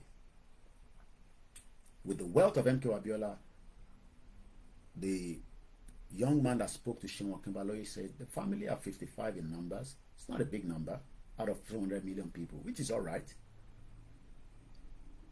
But some of them today can't have 3 square meal. We're talking about MK Abiola.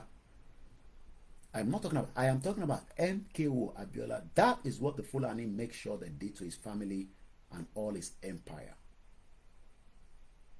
Tony Ag says, and I quote, that is how the Asian countries does, either rich or not, like those selling African and Asia. Ikichuku Melo say, Koiki, I never know I will see you again. Even I never know that Oduduwa Nation is still alive. I wonder why some of you say it is dead. Your activities will be different from ours. Your activities under your other movement will be different from ours. You guys are not protesting, you are not rallying, but you're walking quietly and you've not got a country yet, but you're pushing, just like we are. So when Biafra comes and say, oh, we don't know that you are still doing Oduduwa Nation, what do you mean by that? You guys are not doing rally as well. You are not doing any rally. As far as I'm concerned, you are not doing any rally. All I see is that, your PM is pushing things there and there, while we are also pushing things there and there. You have not made a declaration as far as I'm concerned, and you don't have a Biafra country as we speak right now. So what do you, I mean, what does the Biafra mean that, oh, we think that you are not doing Yoruba Nation anymore? You probably have been busy following your own platforms. Probably didn't have time to follow us. I do follow you.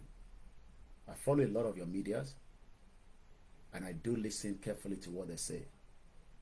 So for me to come out and say, oh, the Biafras are not doing any Biafra anymore, it will be very stupid. But I understand that some of you think that because Tinubu is there, oh, they are not doing Yoruba Nation anymore. So you expect Igboho to be coming out every day to come and do what? And moreover, if you were following us very well, Igboho spoke in Benin Republic 2 weeks ago, but you didn't know. So, but it's good to see you as well, Ikichuku. Just to wrap it up, because I'm literally out of time now, I have 3 minutes. The lawyer is arguing that these servants were taken care of. They were given place to sleep, but the only problem is they didn't pay them in Swiss currency. They were paying them in rupees. And the court said, nah, you can't do that. That is called exploitation. And that is called human trafficking. And we would have to sentence you because you seized their passport, you pay them in rupees, not in Swiss francs.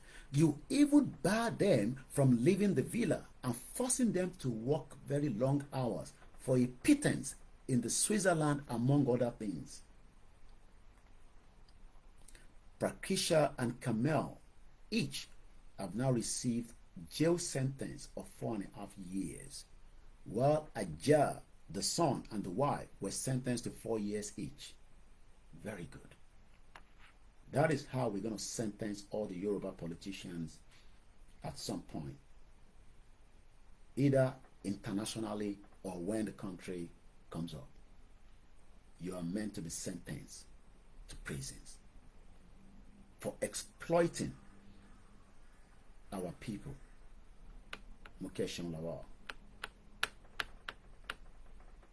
Did you understand what I just read now? These are at least billionaires in pound sterling, but they were exploiting the people serving them, not in India, in Switzerland, and they were paying them in rupees, seized their passport, allowed them to work long hours, refused to allow them to leave the perimeter where they locked them in. The defendants were not in court in Geneva, the father and the mother. Though a fifth defendant, Najil Sazia, the family business manager, was there on Friday, he received 18 months suspended sentence. These are not young people, the father and the mother. I'll tell you the age now. Just as all these criminal Yoruba elders and Olori Buruku that will come and tell you, shut up, stop being disrespectful, and say you should all be in the prison and locked away and throw the key into the River Niger so that we don't find it anymore. For the exploitation that you've done on the lives of millions of Yoruba people. But the Yoruba people that we are fighting for are loving the exploitation and the servitude, the slavery that they are doing So we have become those that they've attacked.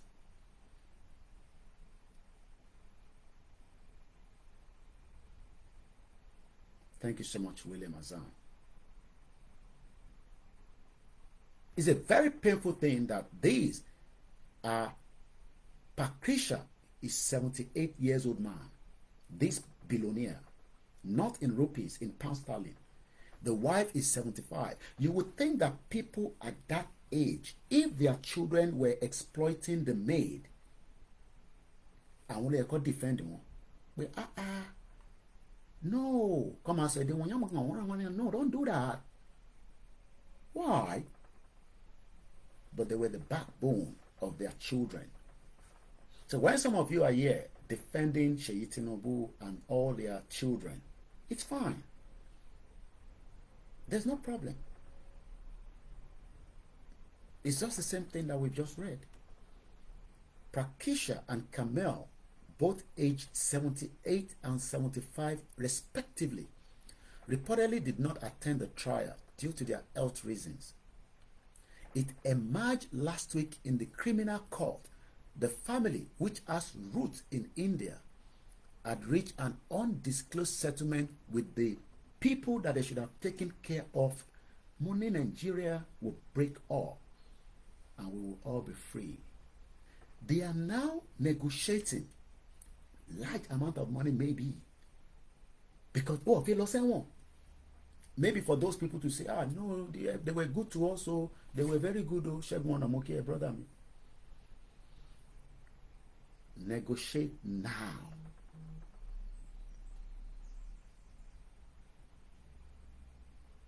Negotiate now with the people that you have exploited. The Gen Z that you've exploited. The Gen Z that you refuse to give education.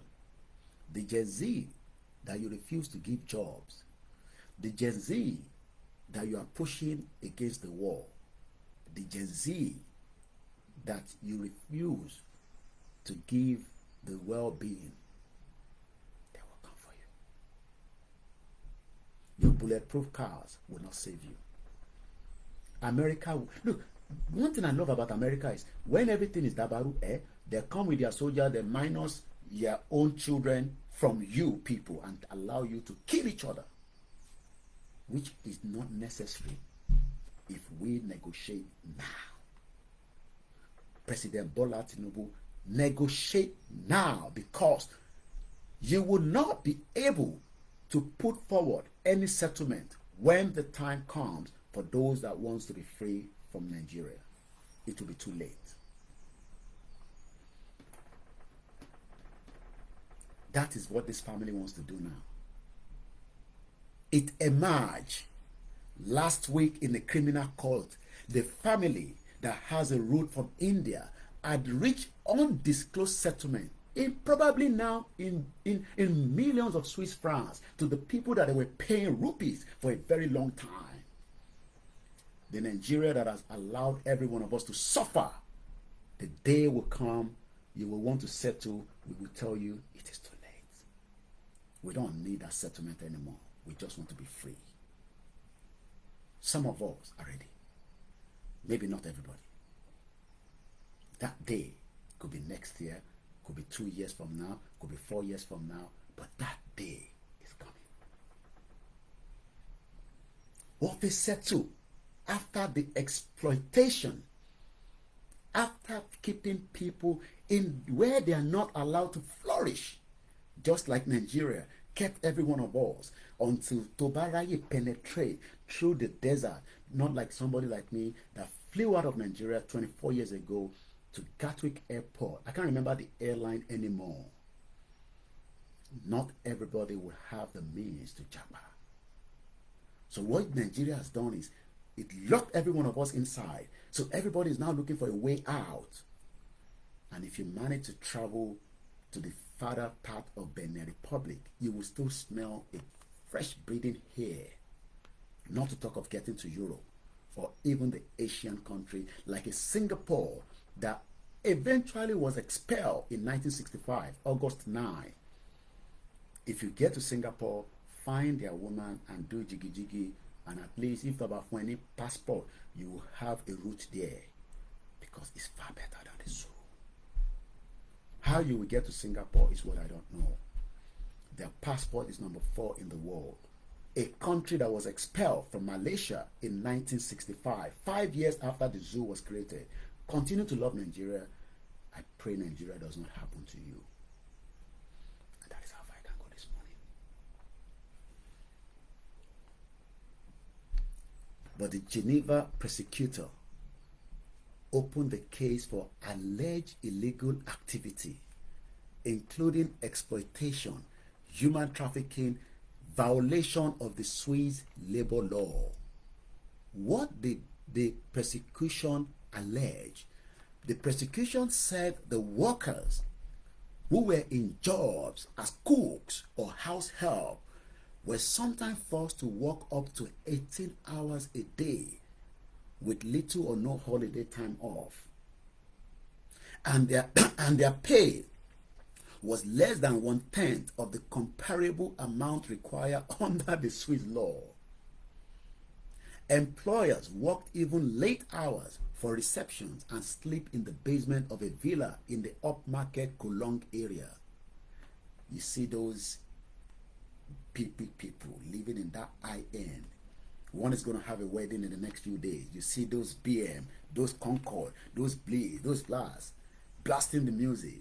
You, why you live in the Kokomaiko, defending them in the mosquito infected area? Why you travel without security? They move with heavy security, with full loaded power supply that they will kill anybody should anybody attack them. Before they even get to them in their bulletproof car, their security would die for them because they are paying them very well. Not Nigerian government is paying them. They have their private jet. Thank you so much for the super chat, Sheguano. Koikimedia bringing the world closer to your doorstep. The great campaign for Yoruba sovereign people. So the prosecutor says these people were living in the basement in the up villa of a upmarket in Cologne, in Geneva, Switzerland. Some workers allegedly spoke only in Hindu or Hindi, or they could communicate in the language that they can easily tell people that they are in danger. And they were paid their wages in Indian rupees in the bank account back home. Do you see how wicked? For those of you defending people that are suffering, they were paying them in their bank account in India in rupees, as well as other assets from the family in anticipation that could be used to pay for legal fees and possible penalties. Unbelievable. The individual family controls multinational conglomerates. The individual group with businesses ranging from trucks, lubricant to banking and cable. The Prakish Hinduji brother Kogipisan took over as the chairman after the older assembly Sirichan died in May last year. Patricia is the chair of the individual group in Europe, while the fourth brother Asko is the chair of the individual group. Do you know the value of this family? The family led by Koshipan topped the 2024, this year, Sunday Rich Time family with a combined wealth. Kò ní dá fún gbogbo ẹni tó ní save Nigeria. Ní ṣoríire. Ní ṣoríire ni mo sọ fún yín. With the wealth that Nigeria have that should have saved humanity, they kept that wealth to themselves within their cycles. Kò ní dá fún gbogbo yín. This family wealth, as of 2024, according to Sunday Times, is valued at 37.19 billion pounds sterling. Ní ṣoríire ni mo sọ fún yín. Any one of you is your pastor, is your imam, is your babalawo. Ní ṣoríire. If anybody say we should save Nigeria, ní ṣoríire. For the pain that you have given to the people with the wealth that that country have. Bastard all over the place. The day of reckoning is getting closer. Tinubu, negotiate now before it is too late. This generation is not the Afeniferis. We will die there. I can assure you that. A family that has a value of 37 billion are paying their workers in rupees in India rather than paying them in the Swiss currency and the rate that they should be paying them. That is what Nigeria has done to every single one of us, including myself. We all japa. Mine was 24 years ago. That is how far I can go this morning. Mokiyami, Pastor Mo. I could get very hungry. Because this is exactly the replication of what is happening in Nigeria. Wealthy country, then those wealth remain within the 1%. Pay salary. They can't pay salary to the tune of what the workers need. Is that not the same thing? Is that not the same? So you are telling me that Nigeria doesn't have what it takes to pay proper wages? Shukumeka, thank you so much. The day of reckoning is getting closer. The Lord, Jesus, Muhammad, and our tradition will give us the strength to continue to create that awareness in preparedness for whatever might happen today or in the near future. How soon we will get Yoruba Nation, I don't know. But the day of reckoning is getting closer. Thank you so much. I hope you enjoy it. If you enjoy it, share it. I have not asked you to donate this morning, but if you do, we will appreciate. My name is OLAYOMI KOIKI. Our new website, which is just been formally created in 24 hours to save you from not able to read our article, is called Koikimedia internationalnews.com. Take time to go and watch that interface and tell me what you think about it. You can send a message direct, and I want to read from many of you when I come back later on, definitely today, but I don't know what time. Koikimedia International News, all one word, .com, not .co.uk. You will find it. You can come and tell me what you feel about it. If I didn't mention your name, don't get angry. I love every one of you. Whether you believe in Yoruba Nation or not, humanity is embedded in us. Thank you so much. Have a very great morning. Bye for now.